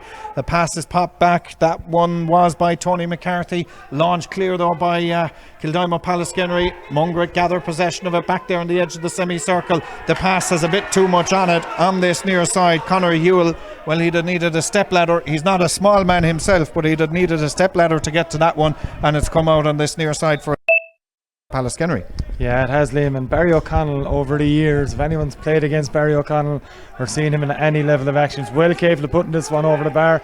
Opts for the pass this time. Goes down that far side of the field. That's brilliantly won there by Conor Staff, or Darren O'Connell I should say, and Darren O'Connell has been fouled. The referee has awarded a free going in favour of Kildimo Pallaskenery, and an opportunity for them now to go into the lead. And Liam Griffin is going to take this one from that far side of the field, pretty much in line with the right hand upright, about 35 maybe 40 yards out from the goal, and an opportunity for Kildimo Pallaskenery to take the lead again. 24 and a half minutes played in the opening half of the Lions of Limerick Premier Intermediate Hurling Final of 2020, as this one picked and struck by Liam Griffin between the uprights. There you go, Valerie, you were looking for a score. We've gotten one. We've got one about 12 minutes later, I think, at this stage, yeah, and that's Liam's third point of today's game. I don't know if he'll be too happy, because he's kind of been hit and miss with his frees, and they have been quite in front of the goals. Puck out, sent down the centre of the field again. The breaking ball won by Kildimo Pallaskenery. It just scooted out there and won by Larkin O'Leary as he plays this one towards John Chalk. And Chalk looks up for the option. He's the freedom of the LIT Gaelic grounds in front of him as he launches this one forward up towards Kyle Hayes. In there as well was Darren O'Connell, breaking behind both of them. O'Connell has the ball in his hand, bounces out of it. There's a hurley on a heel there by the sounds of it, and a couple of flicks going in there as here comes Michael Mullins. Mullins under pressure, lays this one away, launches it forward up towards the opposite 21-yard line. Back there goes Peter Nash to win possession of this one for Kildimo Pallaskenery towards his midfield partner Tony McCarthy. Now down the far side towards Larkin O'Leary. O'Leary under pressure, tight towards the sideline, dropping it inside. Darren O'Connell out in front of his man, lays it back as far as Kyle Hayes. Turns, strikes this one, does Kyle Hayes, and sends it in between the uprights. Super score from Kyle Hayes, just shortened the grip in the hurley, showed his experience and puts it between the uprights, and Kildimo Pallaskenery 2 to the good. Yeah, another fine effort from Kyle there, but it's noticeable in the last couple of minutes, Liam. Kildimo Pallaskenery with that sideline cut from Barry O'Connell into Darren O'Connell. Darren again central to creating that for Kyle, just starting to get to grips with the game. Puck out won by Pat Begley. Begley looking for an instant response as he strikes that one in and sends it over the crossbar. Despite the protestations of John Chalk, the point is registered on the scoreboard, and we're back to a 1 point game. And after there been a lull of about 12 minutes, Valerie, we've had 3 points in the space of 2 minutes? 3 points in 2 minutes, and I think they obviously feed off the other team getting a score, because they want to bite back eventually. But that was very questionable from Pat Begley below. I'm not even sure the umpires knew what to give him that score. Ball has come out over this near stand sideline. It's going to be a line ball in favour of Kildimo Pallaskenery, and an opportunity for them. The antics on the sideline, I suppose that it's all heightened, John. You know, you think managers are maybe that extra bit animated, but maybe they're always that animated, but the crowd have just drowned them out up to now. But anyway, Luke O'Keefe's line ball down this near side. It's gone right out over this near stand sideline and gone for a line ball in favour of Mungret St. Paul's, just away to our left hand side. But interesting times of that, there is no doubt. Patsy Coffey just making his way out down beneath us to tell everybody to calm themselves down on the sideline. He won't get too flustered anyway of that, there is for sure. No fear of Patsy being flustered about anything, Liam. Here comes the line ball then for Mungret as they strike this one. Conor Hewell He's a nice calming influence now on the sideline as Patsy, as this ball is played forward by Michael Mullins, dropping inside towards O'Brien again, who tries to get the ball into his hand, breaks away from him, but it's his opposite corner forward, Niall Mulcahy. Mulcahy just couldn't control it on the stick as he was going forward. Taken away and won though by Owen Mulcahy, into the hand for Mulcahy, gets a shoulder, goes through, plays the ball across the centre. Oh, vital flick there, it had to be from Barry O'Connell, but the referee was playing an advantage. I think it's going to be a free. The free going in favour of Mungret. A little bit of pushing and shoving breaking out as well inside there.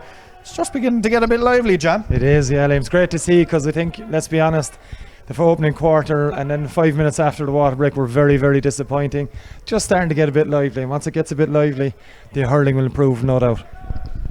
The referee has gone in to have a chat with his umpire inside just to see what exactly has happened, but he's happy enough that the free is going to be awarded in favour of Mungret, and an opportunity for them now to level things up. Valerie?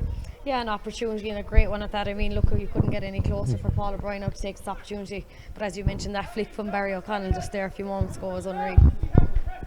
Here it comes. I'd imagine he's going to pop this between the uprights, Paul O'Brien. Certainly from the way he's standing, it looks as though he's going to strike it happily enough between the uprights, and the goal away to our right hand side does exactly that, does O'Brien. We're level again as we approach almost the half-hour mark here in the Lions of Limerick Premier Intermediate Hurling Championship Final. No separating Mungret St. Paul's and Kildimo Pallaskenery at this moment in time. Puck out, sent down the far side. Kyle Hayes just couldn't get onto it first time.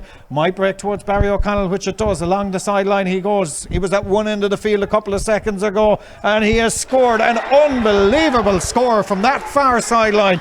That is, without doubt, score of the game, John. Brilliant stuff from Barry O'Connell. Look, Liam, we all know what Barry O'Connell is capable of. He was centre back in the Limerick 21s team that won the All-Ireland 2015. Hasn't worked out from its senior level since then, but he's a fine club player, one of the best club players around at any grade, and just showing exactly what he can do right there. Patsy Coffey has told us there's 4 additional minutes as Cian O'Brien strikes this one in the first additional minute between the uprights, and we're level again. 8 points apiece. 4 additional minutes to be added on in the opening half, and we are level. No separating these two sides again. We don't want half time to come just quite yet, because things are beginning to liven up as Tony McCarthy plays this ball forward.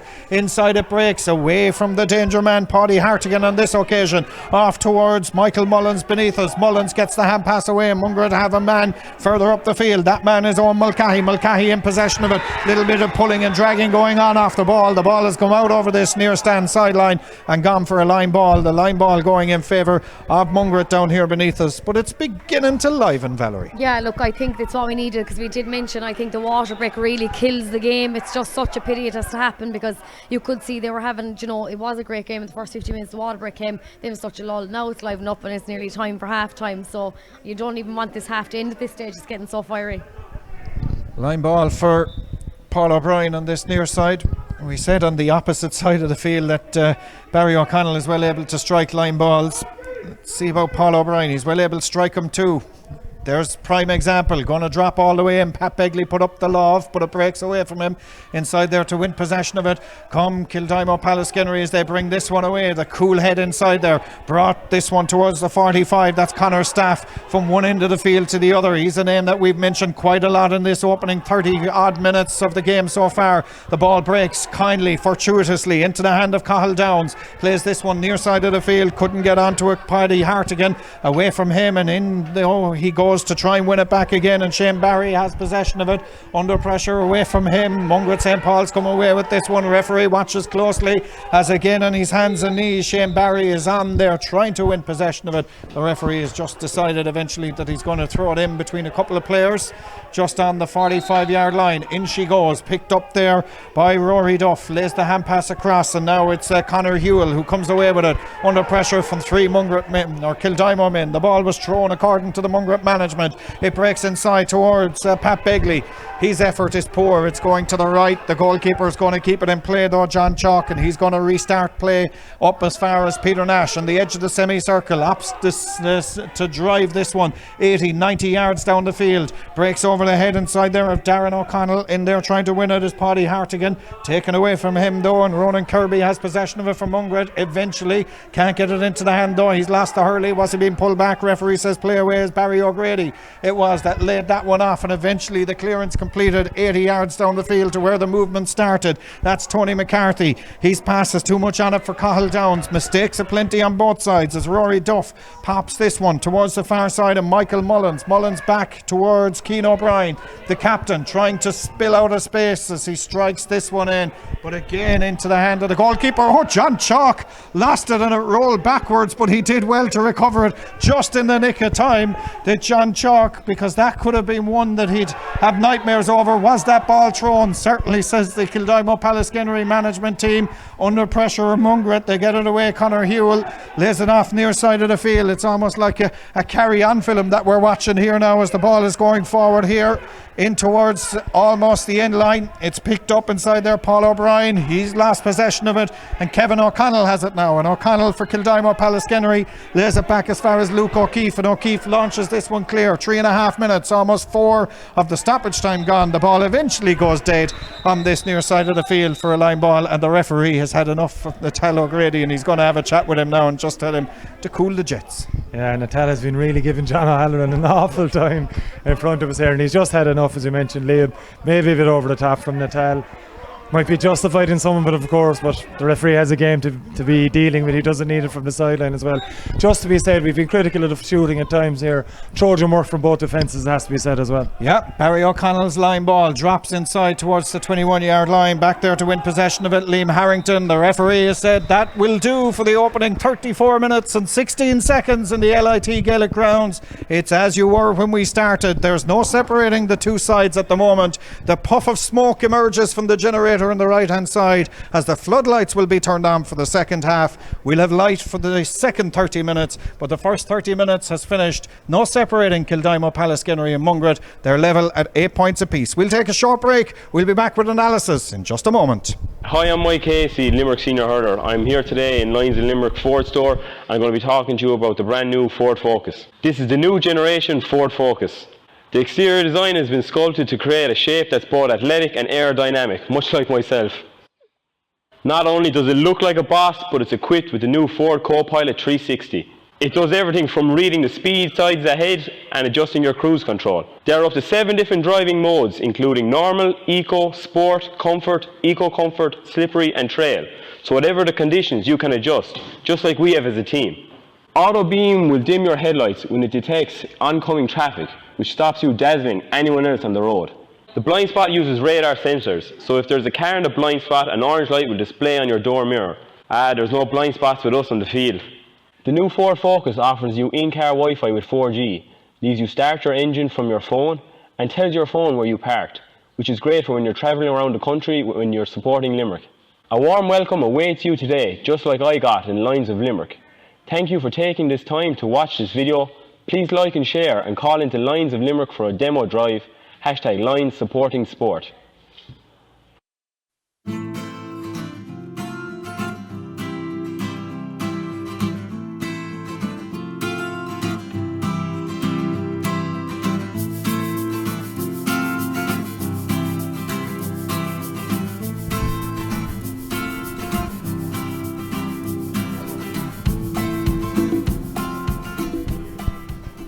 Hi, I'm Mike Casey, Limerick Senior Hurler. Welcome back to the LIT Gaelic grounds where we're at half time in the Lions of Limerick Premier Intermediate Hurling Final. 8 points apiece. And John, we were just saying there, half time probably has come at the wrong time for both sides because it was just beginning to take flight again. Yeah, you drama on the field, you drama off the field as well, Liam. Look, it's as even as we expected it to be. You know, maybe the hurling isn't at the highest quality we expected. But look, both defences, that's the last point I was making just before half-time. Really Trojan defending, putting the bodies on the line. Maybe getting away with a few little tips off the ball as well, but all part of it in final day. Look, both teams will be relatively happy. Neither team has gotten away from the other. Level 5 times, just shows how tight it is.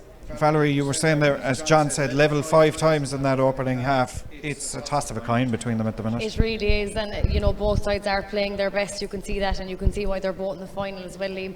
But it's so hard to call. I know we both did call it at the start, but I don't know. Like, I think we could be heading to extra time, as you said.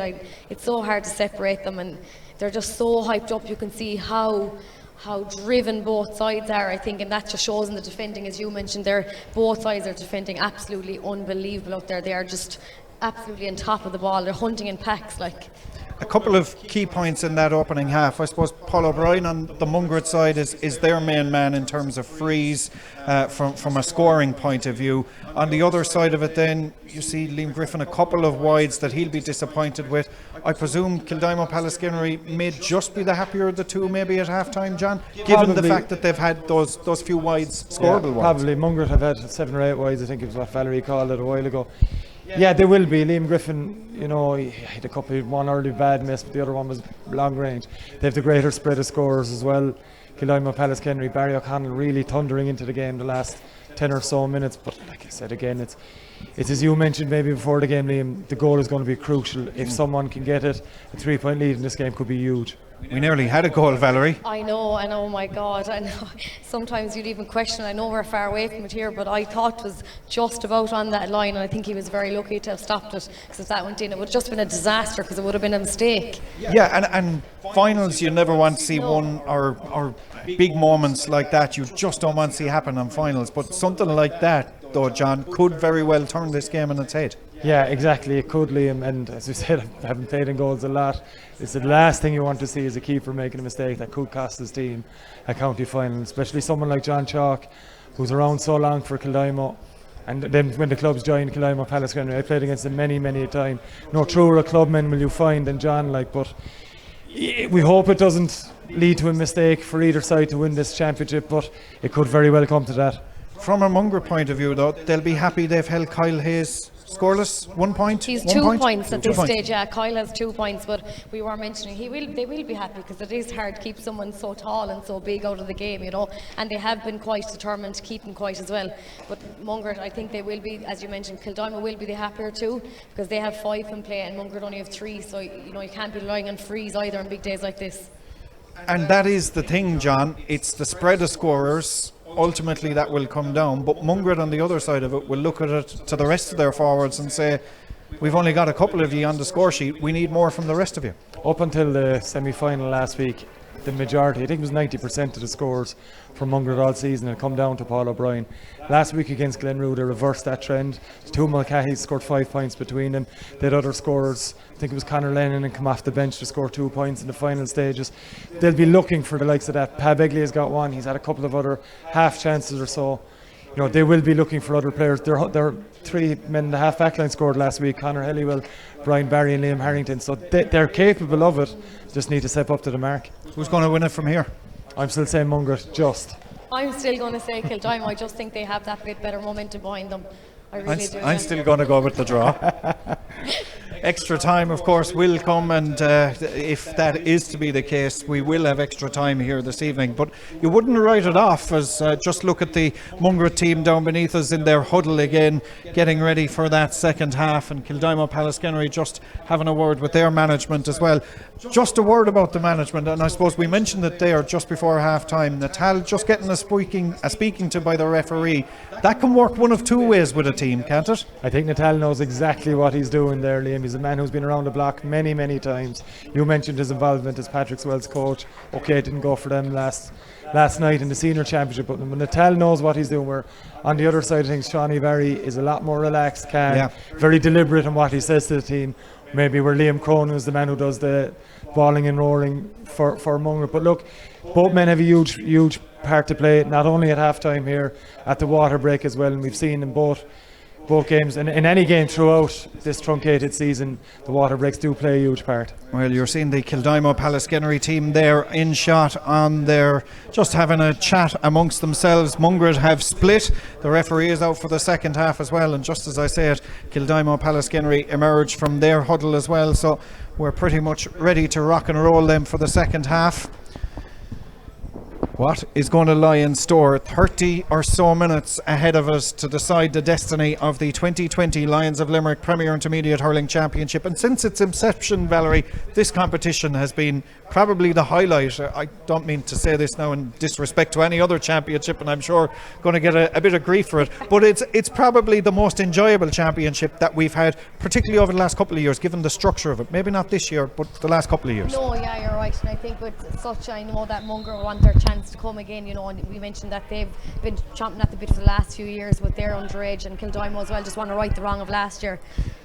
Well, we're underway again, and it's scrappy around the middle of the field. The ball was thrown, says the referee, by the Mungret man. It's going to be a free, and the Mungret man there in possession of it was Owen O'Doherty. The referee has awarded a free going in favour of Kildimo Pallaskenery, and an opportunity for them early doors, John. It is, yeah, and Nathaniel O'Grady, Liam, we're talking about influences. One of the things he was talking about towards John O'Halloran throughout that first half was Mungret's throwing of the ball as he saw it. Maybe planted a seed of doubt in the referee's mind, and first possession of the half comes to a free. It sure does, and here is the opportunity then for this free. Going to be taken inside, just barely inside the own half, as this one is struck by Liam Griffin. That is far better. It's in and it's over the crossbar, and that's just the confidence booster that he'll want, and one that'll lift the team as well, Valerie. No, a huge confidence boost, and I think he needed that as well, just because maybe he had a talking at half time going, you know, if you do have any more misses, we're going to have to take you off him. So maybe he just wanted to write that as well. One between them. Kildimo Pallaskenery lead by that single solitary point, as the ball with Kyle Hayes, who's now out around the middle of the field, lays this one back as far as Cahill Downs, launching this one inside. Oh, might work inside there on this occasion as they go forward. Here's an opportunity. Ball taken away out of the hand though of Darren O'Connell as he was going forward with it. He'd done all the right things in terms of winning possession of it, but just couldn't hold on to it. Ball played up the field, well intercepted there by Tony McCarthy, but couldn't get possession of it at the second opportunity, and the ball is now with Conor Halliwell down that far side of the field for Mungret, very tight towards the sideline from the 65, dropping it inside towards the 21-yard line, breaking behind pretty much everybody inside there. Back there was Kevin O'Connell. He didn't get to it. Instead, Paul O'Brien picks this one up, sends it across the centre towards Pat Begley. Begley puts up the hand, wins possession of it, goes for the shot, and there's the goal. We said the first goal was going to be key. It has gone the way of Mungret St. Paul's, and it's Pat Begley, the big man on the edge of the square, did exactly as you would expect him to do, John Keogh, and Mungret St. Paul's have the first goal of the final. Brilliant, Liam, but as you've seen with Pat Begley, his brother before him, you put a high ball in on top of him, there's every chance he's going to beat his man to it, but was very, very cool in his finish. He didn't panic, had been fouled, took it back onto his right hand side and just placed the low one under John Chalk. Great finish and a huge boost for Mungret. A 2-point lead then for Mungret, and well, what way will Kildimo Pallaskenery respond to that one? Because they had started the second half with the first score inside the opening minute. The referee John O'Halloran has spotted a foul back there. It's going to be a free going in favour of Kildimo Pallaskenery.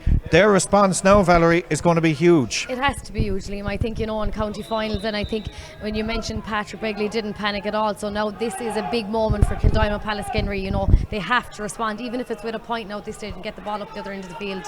Peter Nash inside his own half gets the hand pass away as far as his midfield partner Tony McCarthy plays this one forward. Both, of course, senior football panellists on the Limerick senior football team of the season past. Plays this one down that far side of the field, very tight towards the sideline. Well kept in play though by Mungret, as this one from Michael Mullins is played forward again in towards Paul O'Brien. Breaking this one down, out he comes, wins possession of it. That's well won by Paul O'Brien, goes for the score himself, does O'Brien. That'll be a huge score, but it's tailed to the right hand side and wide. Another wide for Mungret, still a 2-point lead 4 minutes into the second half. Yeah, he'll be disappointed with that one again. Will Paul Liam, he had more options than he needed. He needed to find the options that were around him. There were plenty of them, and just off balance over the shoulder, the likelihood of that going over the bar was fairly slim. But from Mungret's point of view, he's getting on the ball a lot. He's gotten the ball 2 or 3 times in the second half. Of course, gave the pass for the goal. Barry O'Connell has a line ball. We're in a right position to watch this, and I'd be surprised if this didn't float between the uprights, as here it comes from Barry O'Connell. He'd be disappointed with that after he getting about 40 yards of a drive on it. It goes in and it goes over the crossbar. It mightn't have gone direct, but the result is what they wanted. Paddy Harrington with the point for Kildimo Pallaskenery, and we're back to 1. We said they needed the next score, Valerie. They got it. Yeah, they did get it, and I think that ball, I know Barry was probably going for it himself, but just dropped short lightly, but it worked out from the end, and that's what Kildimo Pallaskenery just needed to do. Hartigan, of course, Paddy Hartigan with that point for Kildimo Pallaskenery. Breaking ball down here beneath us. Larkin O'Leary across the centre it goes, and here now from Peter Nash as he picks this one from the 65, launches it forward inside towards Hartigan again, can't win possession of it on that occasion, and instead it's won by Conor Flahive, who plays this one towards that far side of the field. Over there to win possession of it, Owen O'Doherty. O'Doherty heading forward towards the attacking 45-yard line, still going O'Doherty. This will be a huge score for Mungret if he can get it, but it goes to the right and wide. Yeah, just unlucky from Owen O'Doherty there, Liam. He'd made a brilliant run with the ball. Just good defending again though from the Kildimo Pallaskenery player. I think it was Barry O'Connell chased him down. If you look at the two of them out now, they're both knackered after that little run between them. But good work from Owen O'Doherty. Barry just forced a bit wide, and that was the ending of the shot from there. John Chalk's puck out was towards Kyle Hayes on this near side. The Mungret St. Paul's bench down here beneath us thought that it should be a line ball for Mungret. Linesman on this near side having absolutely none of it as the line ball is taken by Shane Barry, dropping inside there, broken down in there again towards that is Paddy Harrington. I keep calling him Harrington, Paddy Harrington, the golfer. Of course he's not. Hartigan, of course, down that far side of the field, and it's won over there by Peter Nash. Pops this ball back as far as Tony McCarthy, and McCarthy plays this ball up the centre of the field, but it's cut out back there. And this one is gathered right in the halfway line as Mungret play this one forward. Pat Begley finds himself out around the 65-yard line. Unfamiliar territory perhaps for him. Plays it back now as far as Liam Harrington towards that far side, towards Niall Mulcahy. Does well to keep it in play. Does exceptionally well because it's worked out for Mungret as they play this one forward, but cut out back there now, and an opportunity as Cian Hayes pops this one towards this near side of the field. And again they come forward with Sean Barry. Lays this one near side towards Larkin O'Leary, and O'Leary picks this one and strikes it across the centre. Nobody at home from a Kildimo point of view, and instead it's Conor Halliwell that plins it near side of the field. Kildimo Pallaskenery picking this one up. The possession loose from both sides now as O'Connell's ball is played inside.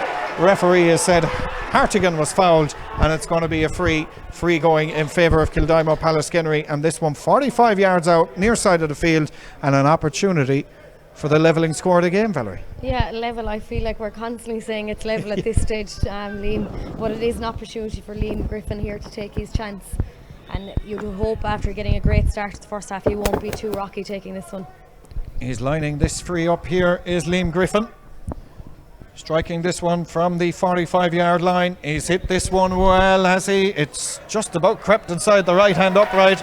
There was a brief moment of hesitation from everybody inside because there was a bit of spin in it, a bit like Padraig Harrington's tee shots would be, but that went to the right and went over the crossbar. Point given, John. Level again. Level again, Liam. 6 times they're level. Great response for Kildimo Pallaskenery after a concession that goal as Pat Begley gets back on it for Mungret. Tit for tat yet again. It sure is. Pat Begley with that point for Mungret. Instant response for them as we're going to have a substitution now down here beneath us.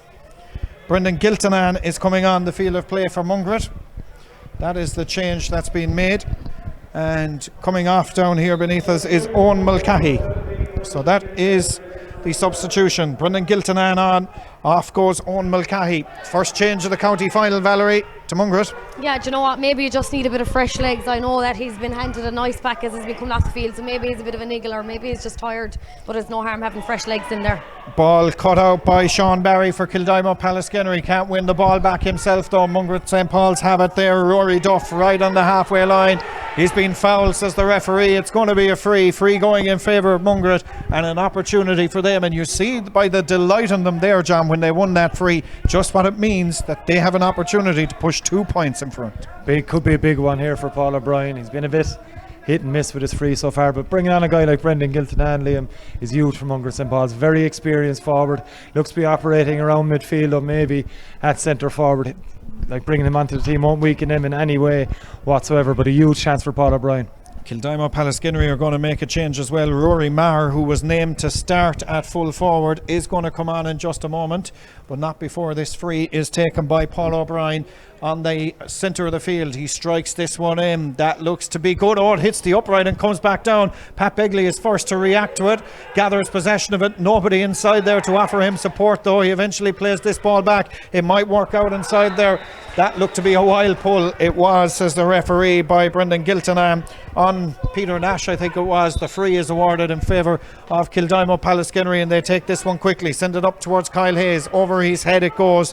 Mungret St. Paul should be favoured to gather possession of it, which they do, and play it again near side of the field. Liam Harrington in possession of it, looks up for the options, has plenty of space, does Harrington, plays this one inside towards O'Brien again, through his hand on this occasion. Kevin O'Connell picks up possession of it for Kildimo Pallaskenery and launches this one back towards the attacking 45-yard line, breaks behind everybody, and there to pick up possession of it is Ronan Kirby. Pops the pass towards Conor Halliwell down that far side, loses possession of it and his footing as well as Barry O'Connell picks this one up, and O'Connell strikes that one from the far side. They're absolutely disgusted, or Mungret, not surprised, because we have a level game, 9-12, and Barry O'Connell picked up possession of that one and did exceptionally well there, John. Yeah, brilliant stuff from Barry O'Connell. Liam just worked very, very hard to win possession. Conor Halliwell kind of swung for that one off balance, and his pocket was picked by Barry O'Connell as Kildimo Pallaskenery make another sub. Rory Maher has come on, as I say, named to start, and they've taken off Liam Griffin, their free taker, but we'll wait and see what way that'll work now. They have perhaps other options, no doubt, as the ball across the centre. Beautiful flick off one by Connor Staff as he comes forward with this one. Held up though, and Mungret in there tried to win possession of it, battle on for possession. A bit of a scrum breaks out inside there, just shy of the 65-yard line. Kyle Hayes putting pressure on the Mungret man, who gets the pass away towards this near side of the field, and up goes the ball towards the attacking 65. Back there to win possession of this one. Up the centre it's played. Here's an opportunity as Paddy Hartigan strikes that one, dropping in around the 21. Might break in there towards Sean Barry. Off on that far side, this opportunity is sent in and sent over the crossbar.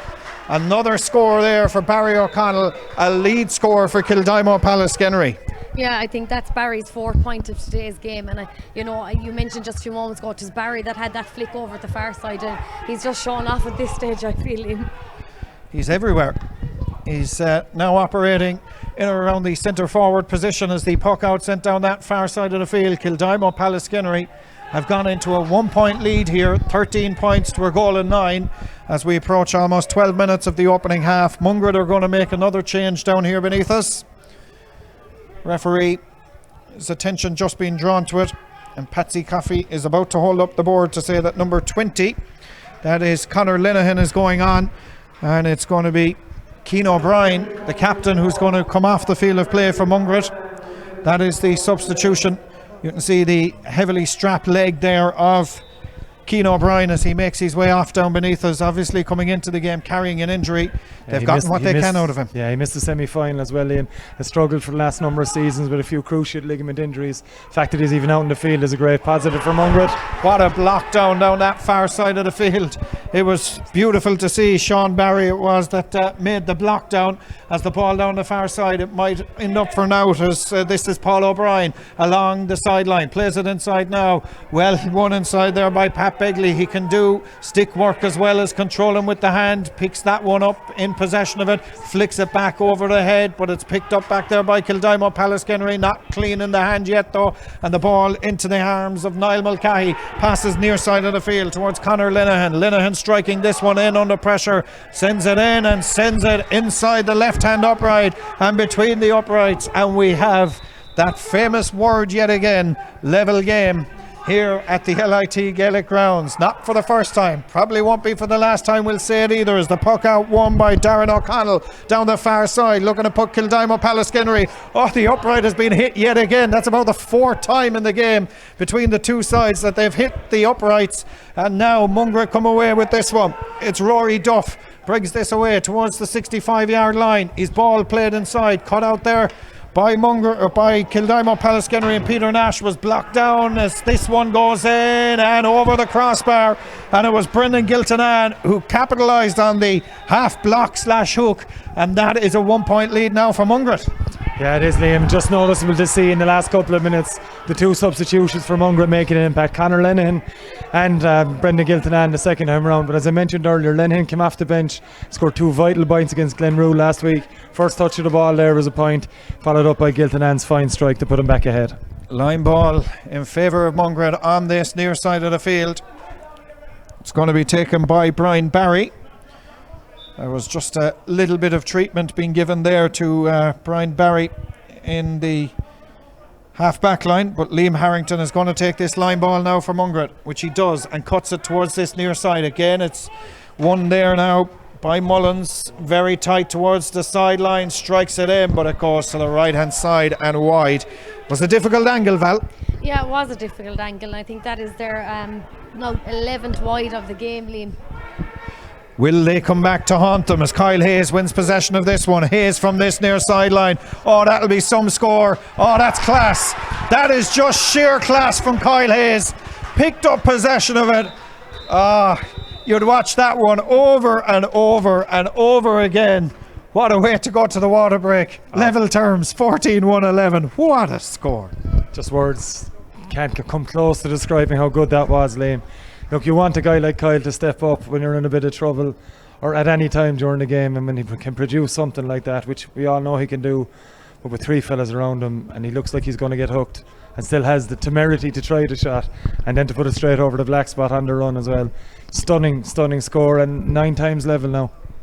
Level at the start, obviously. Level at the first water break. Level at half-time, Val. Level at the second water break. There's a pattern emerging. There is a pattern emerging, and I just feel like people at home will be sick of us saying it's level, but unfortunately that's what's happening here. But it's so tight, like it's so hard to call, and I think both sides are obviously now what I can see is both sides are deserving of the win, to be honest, Liam. I don't know, I would hate to see one side lose because both are absolutely giving it their all. The defending is absolutely unbelievable there, as you mentioned, 3 fellas hanging off Kyle Hayes, and for him to produce something like that is just top class. We said the first goal was going to be huge. Mungret got it. Kildimo Pallaskenery responded exceptionally well to it, in fairness, John. They've negated that goal and we still find ourselves level, but dare I say it, that goal could still be a huge deciding factor. Of course it could, Liam. They came at a very, very early stage in the second half, but you have to admire Kildimo Pallaskenery's response to it. Barry O'Connell coming up with two of those points that got him back into it, and then obviously that one from Kyle as well, and a free from Liam Griffin. But I've said it now many times in commentary now, it's still anyone's game. That goal could prove vital for Mungret, but you just feel that Kildimo Pallaskenery, at the momentum, they're getting their scores that bit easier. Mungret maybe having to work that bit harder with a 2-man full forward line of Pa Begley and Paul O'Brien, albeit with Paul O'Brien maybe coming out now that Conor Lenihan's in, but it really is anyone's game. Well, this is it in terms of the management. They can do very little in terms of speaking to both sets of players, and you see the Mungret management right in the middle of their huddle there. I can tell you it's the exact same in the Kildimo Pallaskenery huddle away to our left hand side here in Italo Grady, right in the middle of them, having the final few words, Valerie. Neither side wants to break from the huddle. Kildimo Pallaskenery first to do it. This is it. It's all or nothing for the next 15 minutes. The prize is huge, not just to be called the Lions of Limerick Premier Intermediate Champions, but that huge spot in senior hurling next year. Yeah, and I think that's exactly what these teams want. They want to be up there playing with the best, Liam, and looking at 2 of them tonight, they deserve to be up there at this stage. But this is it, there's 15 minutes. I just hope that water break will not kill that second half lull, because it did in the first half. So let's just hope we're in for a right thriller the last 15 minutes. Well, 15 minutes left to decide it, unless we get the additional 2 periods of extra time. That, who knows what could happen as the puck out going to resume. Away to our right hand side here, Conor O'Brien to resume the play following that water break. Level game, 14 points to Kildimo Pallaskenery, 1-11 to Mungret. This is it, the last 15 minutes, unless we're going for the additional extra time, as the ball sent down the centre of the field. The referee has spotted a foul back there. Peter Nash it was that ended up on his haunchers, and the referee has awarded the free going in favour of Kildimo Pallaskenery, and John Chalk is coming out to take this one. John? Yeah, he did it plenty of times over the years for Kildimo Pallaskenery when he was a full forward or centre forward. He's done it plenty of times since he's finishing his career in goals, Liam. This, believe it or not, is regulation distance for John Chalk with a bit of a breeze, although it's gone a fair bit, not as bad as it was earlier, I should say. Chalk, you'll be very confident of putting this one over. He looks at the target away to our right hand side as the night sky sets here in the LIT Gaelic grounds. He's got the distance, the accuracy though has gone to the right hand side and wide, and still we remain at that famous L word level. 14 points to 1 goal and 11 as play resumes with the puck out away to our right hand side. Conor O'Brien strikes this one down that far side of the field. All or nothing now. Over there trying to win it was Michael Mullins. He was on this wing just a couple of minutes ago. He's now down that far wing. It's Tony McCarthy who plays this one towards the far side. Over there winning possession of this one was Conor Halliwell. Plays this one forward. Back again it goes, and Niall Mulcahy on the 65 drills this one inside. Might break. It's even too high for Pat Begley. That'll tell you how high that ball bounced inside there. As the ball is brought away now by Larkin O'Leary. Away to our left hand side. Plays it forward. Kildimo Pallaskenery through Kyle Hayes, picks up possession of it. Away goes Kyle onto halfway, plays this one into open country inside there, into the hand. Can't win possession of it first time, has it at the second attempt. Kyle Hayes has continued his run. The referee has said that Darren O'Connell was fouled as he went through. Free going in favour of Kildimo Pallaskenery, and an opportunity from them from this near side of the field to get another point if they can. And this would be the lead score were they to get it, Val. It would be the lead score, and I just think Darren O'Connell was very clever there to drop the head and shoulder to be able to get that free as well. To be honest, he's showing a bit of experience there as well, but this is another opportunity for them to go one step ahead. Sean Barry as well, Liam, he won't be alien to free taking. He was their lead free taker last season as well when they got to the final. Didn't have the best of times in that final, and maybe that's why Liam Griffin was on him, but an ace free taker when he's on form. Here it comes then for Sean Barry, and an opportunity for him. Mungret going to make another change in just a moment, but we'll watch this one as Sean Barry crouches over this one, looks to the target to the right hand side, picks this one and strikes it. It's gone inside the upright, and Kildimo Pallaskenery are back into the lead, a lead that they'll hope to hold for another 8.5 plus minutes to get them to the promised land. Brian Barry is the man to make way for Mungret, and on is coming number 19, that's Brian O'Mara. So Brian O'Mara is on, and off is gone Brian Barry, and he's limped off away to our right hand side, heavily bandaged right knee as well, so he's made his way off too. Third change of the night from a Mungret point of view. The opening two changes made a big impact. Kildimo Pallaskenery leading here by 1, 15 points to 1 goal and 11. Kildimo Pallaskenery in possession of it. Kyle Hayes now back in his own almost half back line, holding up possession of it. They look for him for leadership. Kyle striking this one in from a long way out, but it goes to the right hand side and wide. Mention leadership, that's one of that he won't be happy with, John. No, he won't, Liam, but the talent involved to even get the shooting chance in the first place. Look, he's going to come to the ball again here. Leadership is the word, and he's full of it at the moment as Barry O'Connell takes it on again. Off to Barry O'Connell. Hayes and O'Connell, two experienced heads as Barry O'Connell puts two between them. Kildimo Pallaskenery lead by 2 points here at the Gaelic grounds. 16 points to Kildimo Pallaskenery, 111 to Mungret. Experience is going to be the word from here to the end, Valerie. Yeah, it is, and I think Kyle and even Barry teaming up there, you know, just a few moments ago, and Barry been able to get his 5th point of today's game. It's just he's really been outstanding, the two of them. Rory Duff wins possession of it for Mungret. He's been fouled. Natalo Crady not happy at all with that decision, but free going in favour of Mungret, and an opportunity here for them. And Paul O'Brien, who hasn't had an opportunity in a while, to put just one between them again. Yeah, the last one he hit, Liam, was from the 65, I think, hit the post with it. Look, it's regulation enough for Paul, we'd imagine, from probably 50 metres or so with the angle, but it's a must-win score for him. We're in the last 7 or 8 minutes of this game. Mungret St. Paul's need something quickly. Here it comes from Paul O'Brien. It's in and it's over the crossbar. It's another one for Mungret St. Paul's. It's another one for Paul O'Brien, and it's just one between them now. 16 points to a goal and 12. Puck out. Kyle Hayes puts up the hand, wins possession of it. 2 Mungret men on him. Manages to play this one towards the far side. Great vision there to pick out, but just couldn't keep it. Cahill Downs control it the first time. He's done well to keep it in play. At what expense though? It's held up across on that far side. A bit of support arrives, but it's Conor Flahive that plays this one away, but only as far as Kildimo Pallaskenery. And this effort coming in here from Conor's staff, who sends it in and sends it over. A 3-point lead, and I don't think any team is led by 3 points in this game so far. It's just 2 points, in fact. 17 to 112. Getting carried away with myself. 17 points to a goal and 12. 17-15. 2 between them, Val. 2 between them is right, and I think it's been a while, but here's Mungret's chance to bite back. Opportunity. Like Conor Linehan striking that one in, but it's left and wide. Conor Linehan scored 1 point after coming on as a substitute, left and wide on that occasion. Puck out already on its way from John Chalk, down to Kyle Hayes, near side of the field. Doesn't win possession of it, very tight towards the sideline, eventually into the hand of the Mungret man, very tight to the sideline, gets the hand passed away. A referee said he was foul. It's a free for Mungret.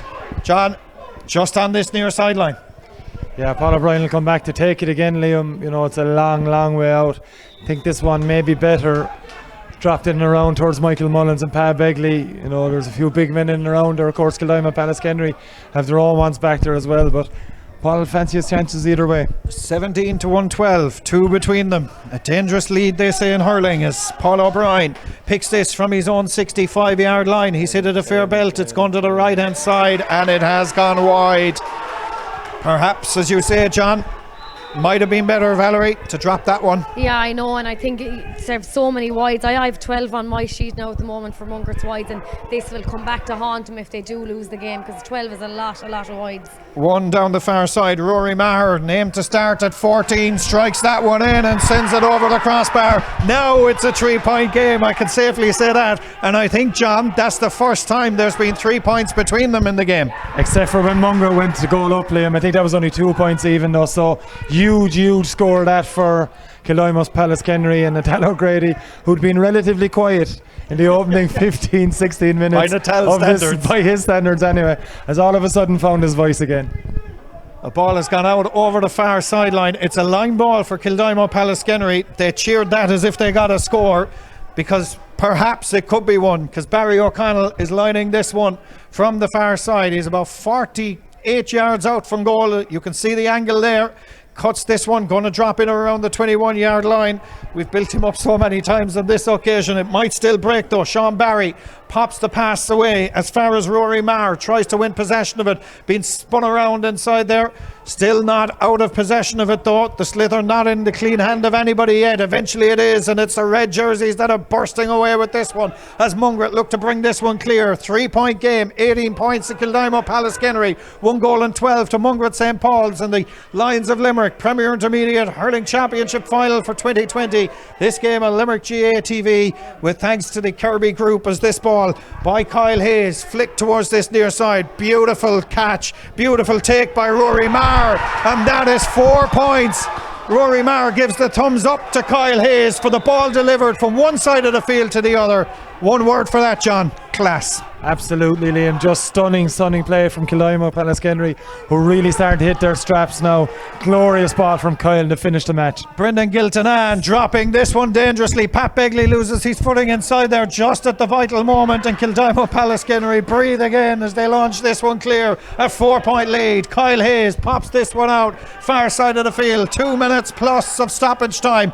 Ball sent near side of the field, and it's Mungret who win back possession of it. Tight towards this near sideline, playing this one forward. They won't panic just quite yet. Conor Linehan looking to get onto it. Vital touch from Peter Nash to knock it out for a sideline.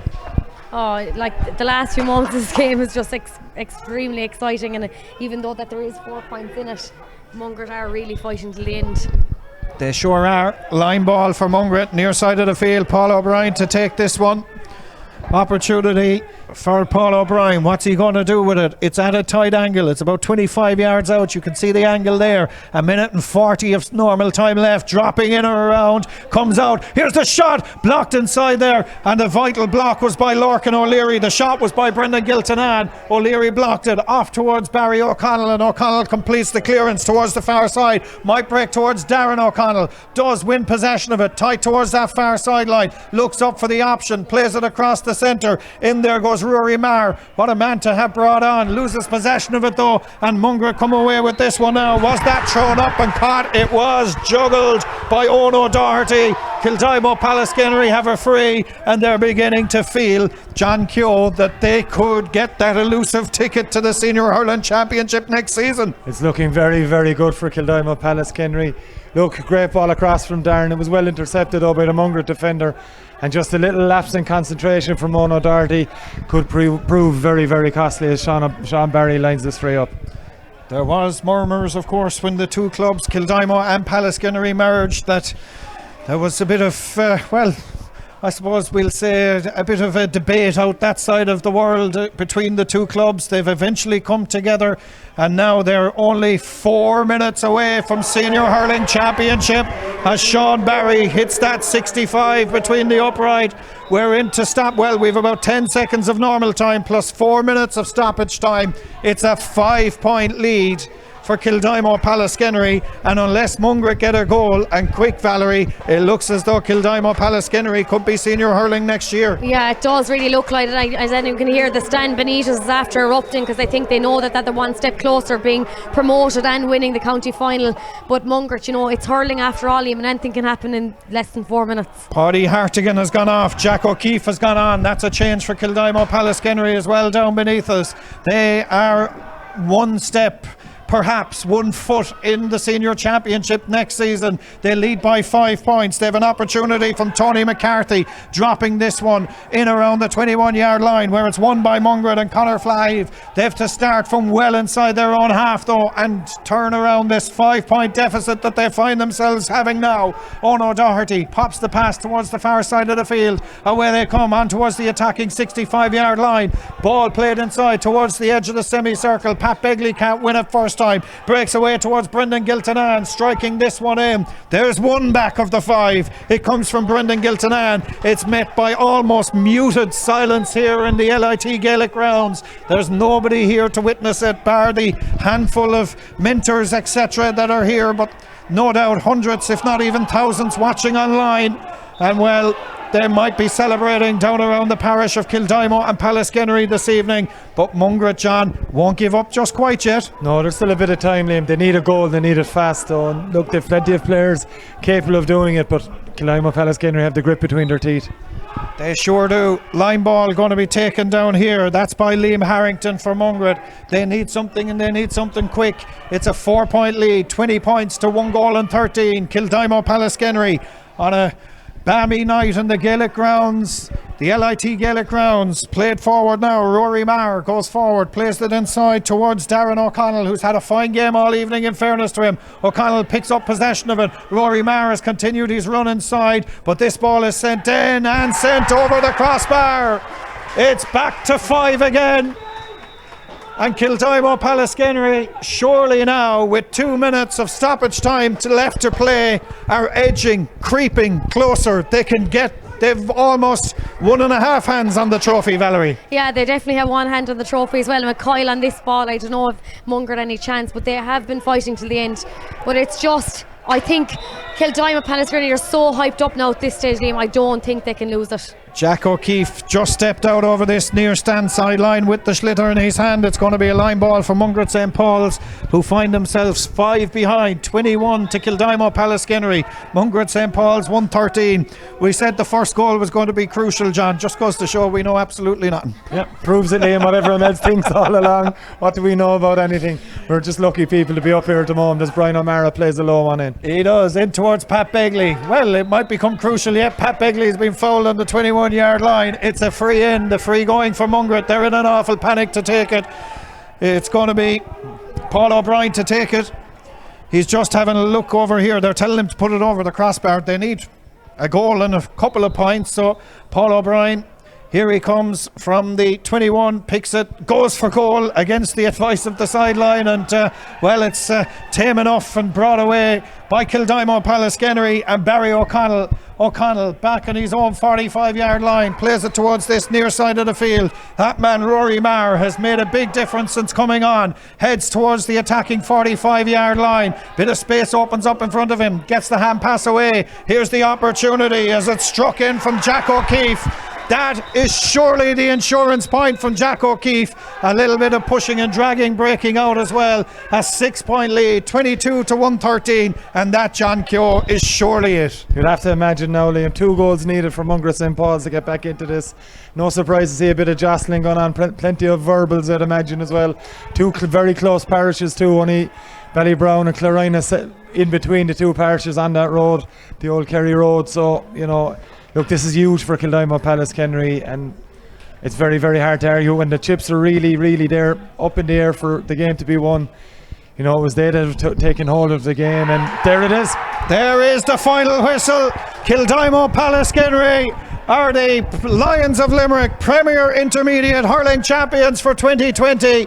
They will play senior hurling next season, and Valerie Wheeler, you'd have to say full value for it this evening. Full value for it as well, and as John just mentioned, and we mentioned at the start, we're very privileged to be standing up here and watching a game as this tonight. You would feel terribly sorry for Mungret because St. Paul's, because they give their all, but look at the scenes out there now at the moment. It's, you know, it's ecstasy and it's heartbreak all at the same time, and Kildimo Pallaskenery deserving winners of it. They did tear away in the end of it, and I'm glad I called it. Mystic Meg, we'll call you from now on. Yeah, Valerie Wheeler, our Mystic Meg, with the, well, that is a great win for Kildimo Pallaskenery. In fairness to them, they've had a great afternoon here, of that there is no doubt. They have put in a fine performance, and Kildimo Pallaskenery are the Lions of Limerick Premier Intermediate Hurling Champions for 2020. And well, there's going to be great bonfires, John, I'd say, lit on the N69 this evening, further out. Socially distanced bonfires as well, Liam. Look, it's fantastic for them, especially after the disappointment of last year, where, let's be brutally honest, they just didn't perform in either game. Blackrock took advantage of that, and look, they're senior for a reason. But for Kildimo Pallaskenery, this is a massive, massive victory. You alluded to it in the final stages of the game. 2 very, very big rival parishes making a huge, huge call to come together and join for the betterment of both clubs. There's a long way to go. Underage, they'll say themselves. Yeah. I'm sure there's plenty of people still bitter about the clubs joining, but the proof is in the pudding here today. 2 clubs that have very, very much joined. You know, by the celebrations, we can hear it in the background here as well. Look, fantastic for them. On the other hand of things, look, Mungret St. Paul's, they've been knocking around this Premier Intermediate latter stages for a number of years, and there's no question they'll be there next year again. They certainly will, and no doubt they'll have their day. But Valerie, tonight belongs to the club of Kildimo Pallaskenery, and as John mentioned, there was a lot of bitterness. Back in the time when they did join up, they said their stated aim was to get, as it was back then, out of intermediate up to Premier Intermediate and then on to senior. It was a plan that many people had within the 2 clubs to come together. They took the gamble. It's paid off tonight. It has paid off, and do you know what? They are deserving winners. I think looking out at the display of scores and the talent that they have in that team was absolutely outstanding. And I know the celebrations, it's just hard that family members or parents or girlfriends or wives or partners can't be here tonight to celebrate with them, but I'm sure they'll have plenty of substantial €9 meals over the next 2 days somewhere around Limerick. I have no doubt they will. What about Mungret though? It's we're looking at them up here from the gantry position, and we see them heartbroken down there beneath us. Their day will come though too, Valerie. No, it will, and I think so. Last year winning the semi-finals and making it to the final this year, and we did mention that they have been there and they've been coming up every so year, and they just need to keep going. I know it's heartbreaking today, and they don't want to hear that they did great in today's match, but you know what, they just need to keep going, because they will get there someday, because they too showed that they deserve to be here as well tonight. They certainly did. Well, the presentation will take place very shortly down beneath us. The Kildimo Pallaskenery team, as you can see, are making their way towards the presentation area. We'll be bringing you coverage of that presentation as well. And John, as we say, probably deserving of it. You look though at the last couple of minutes, the whole way through the game, Barry O'Connell was exceptional for them, and then when they really needed it, Barry O'Connell and Kyle Hayes together. Huge to have players like that, of that talent in your team anyway, Liam. But for them type of players in a final, when it's really there to be won, they need to stand up. And Barry O'Connell, 5 points from around centre forward midfield area, outstanding throughout. Kyle came into the game, we mentioned it in the first half, when they needed him he'd come out the field. That's exactly what he did, and what a huge influence. Not only that great score he got on the right wing before that as well, but the amount of good ball. He won. Great catches. The amount of ball he delivered into the forward line. Leadership, Liam. We called for it during the game. Leadership is what was needed. Leadership is what they got. And my God, they're going to be a hard team to stop at senior level next year. They certainly are. Well, they're making their presence felt down here beneath us, as you can probably hear. The chairman of the county board, John Cregan, is about to begin the presentation committee. You can see the Kildimo Pallaskenery players. There is the chairman, John Cregan. So let's have a listen to what he has to say.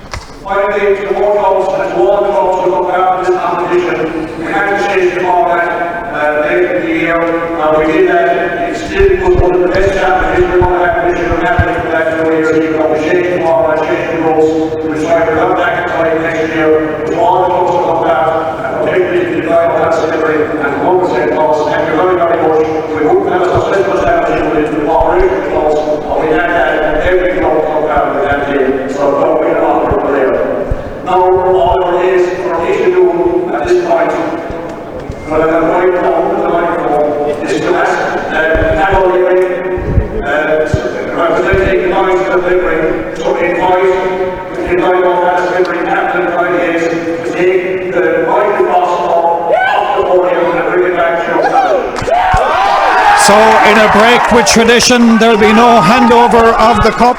What will happen instead is that the sponsors, Lions of Limerick, will ask Kyle Hayes to step up to the podium to accept the trophy.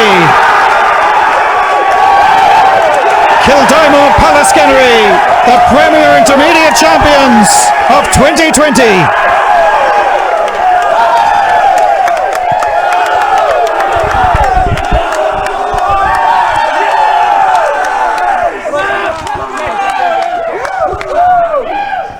And now the captain is going to say a few words.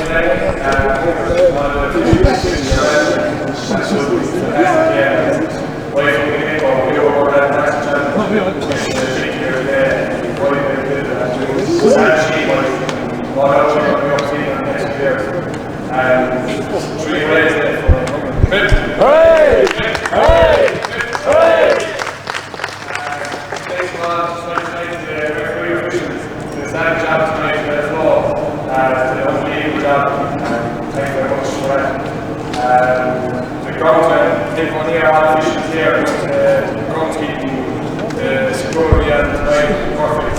Good job keeping us So next, move on to our teammates. Absolute savage punishment there. Down there against the night, dug it out, absolutely dug out the picture. So keep yourselves around with that.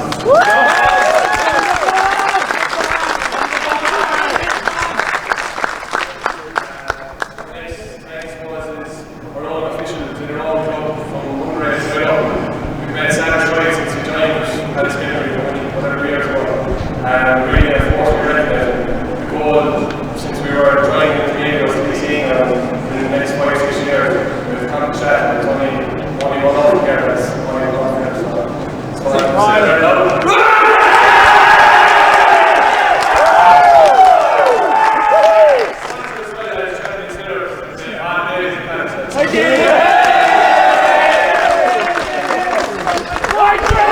So Kyle Hayes, the captain, and look at the scenes that we're seeing here at the LIT Gaelic Grounds. That's what it means to be crowned county champions.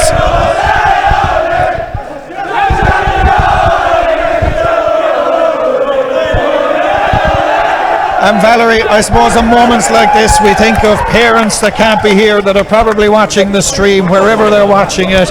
It's disappointing for many people who have given so much to clubs over the course of the year that they can't be here for the county championship final, but they'll still enjoy tonight. No, they still will. I think it'll be very hard if you, like Mungret, facing home to families and friends, you know, and they're going to be down and out, but at least Kildimo, Pallaskenery going home with something in their hands tonight. And you know what, at least the streaming is there, Liam. Could you imagine if something like this wasn't here tonight? No one would witness it. And in fairness to them, I think it's hard to celebrate in an empty stadium. Yep. It's just strange scenes, but they did seem to enjoy themselves. They certainly did. Well, they're certainly enjoying themselves down there beneath us as well. And you can see the team photo that will forever become priceless. Of that there is no doubt. And Kildimo, Pallaskenery, well, they will cherish this day for a long, long time to come. Of that there is no doubt. The wonderful efforts that have gone throughout the course of the season, and they have ended with victory for the Kildimo Pallaskenery club. For Mungret, I'm sure they will have another day, of that there is no doubt, but tonight belongs to the club of Kildimo Pallaskenery. They are the Lions of Limerick, County Premier Intermediate Hurling Champions for 2020. My thanks to Valerie Wheeler and John Keogh on their commentary. It was Patsy Hall on camera work, and well done to Patsy for being down there on the sideline as well and catching that wonderful presentation. Will Buckley, who looked after us here technically as well, top class job tonight to bring all of this to you wherever you were. Hope you enjoyed it. Tonight's Kildimo Pallaskenery's night.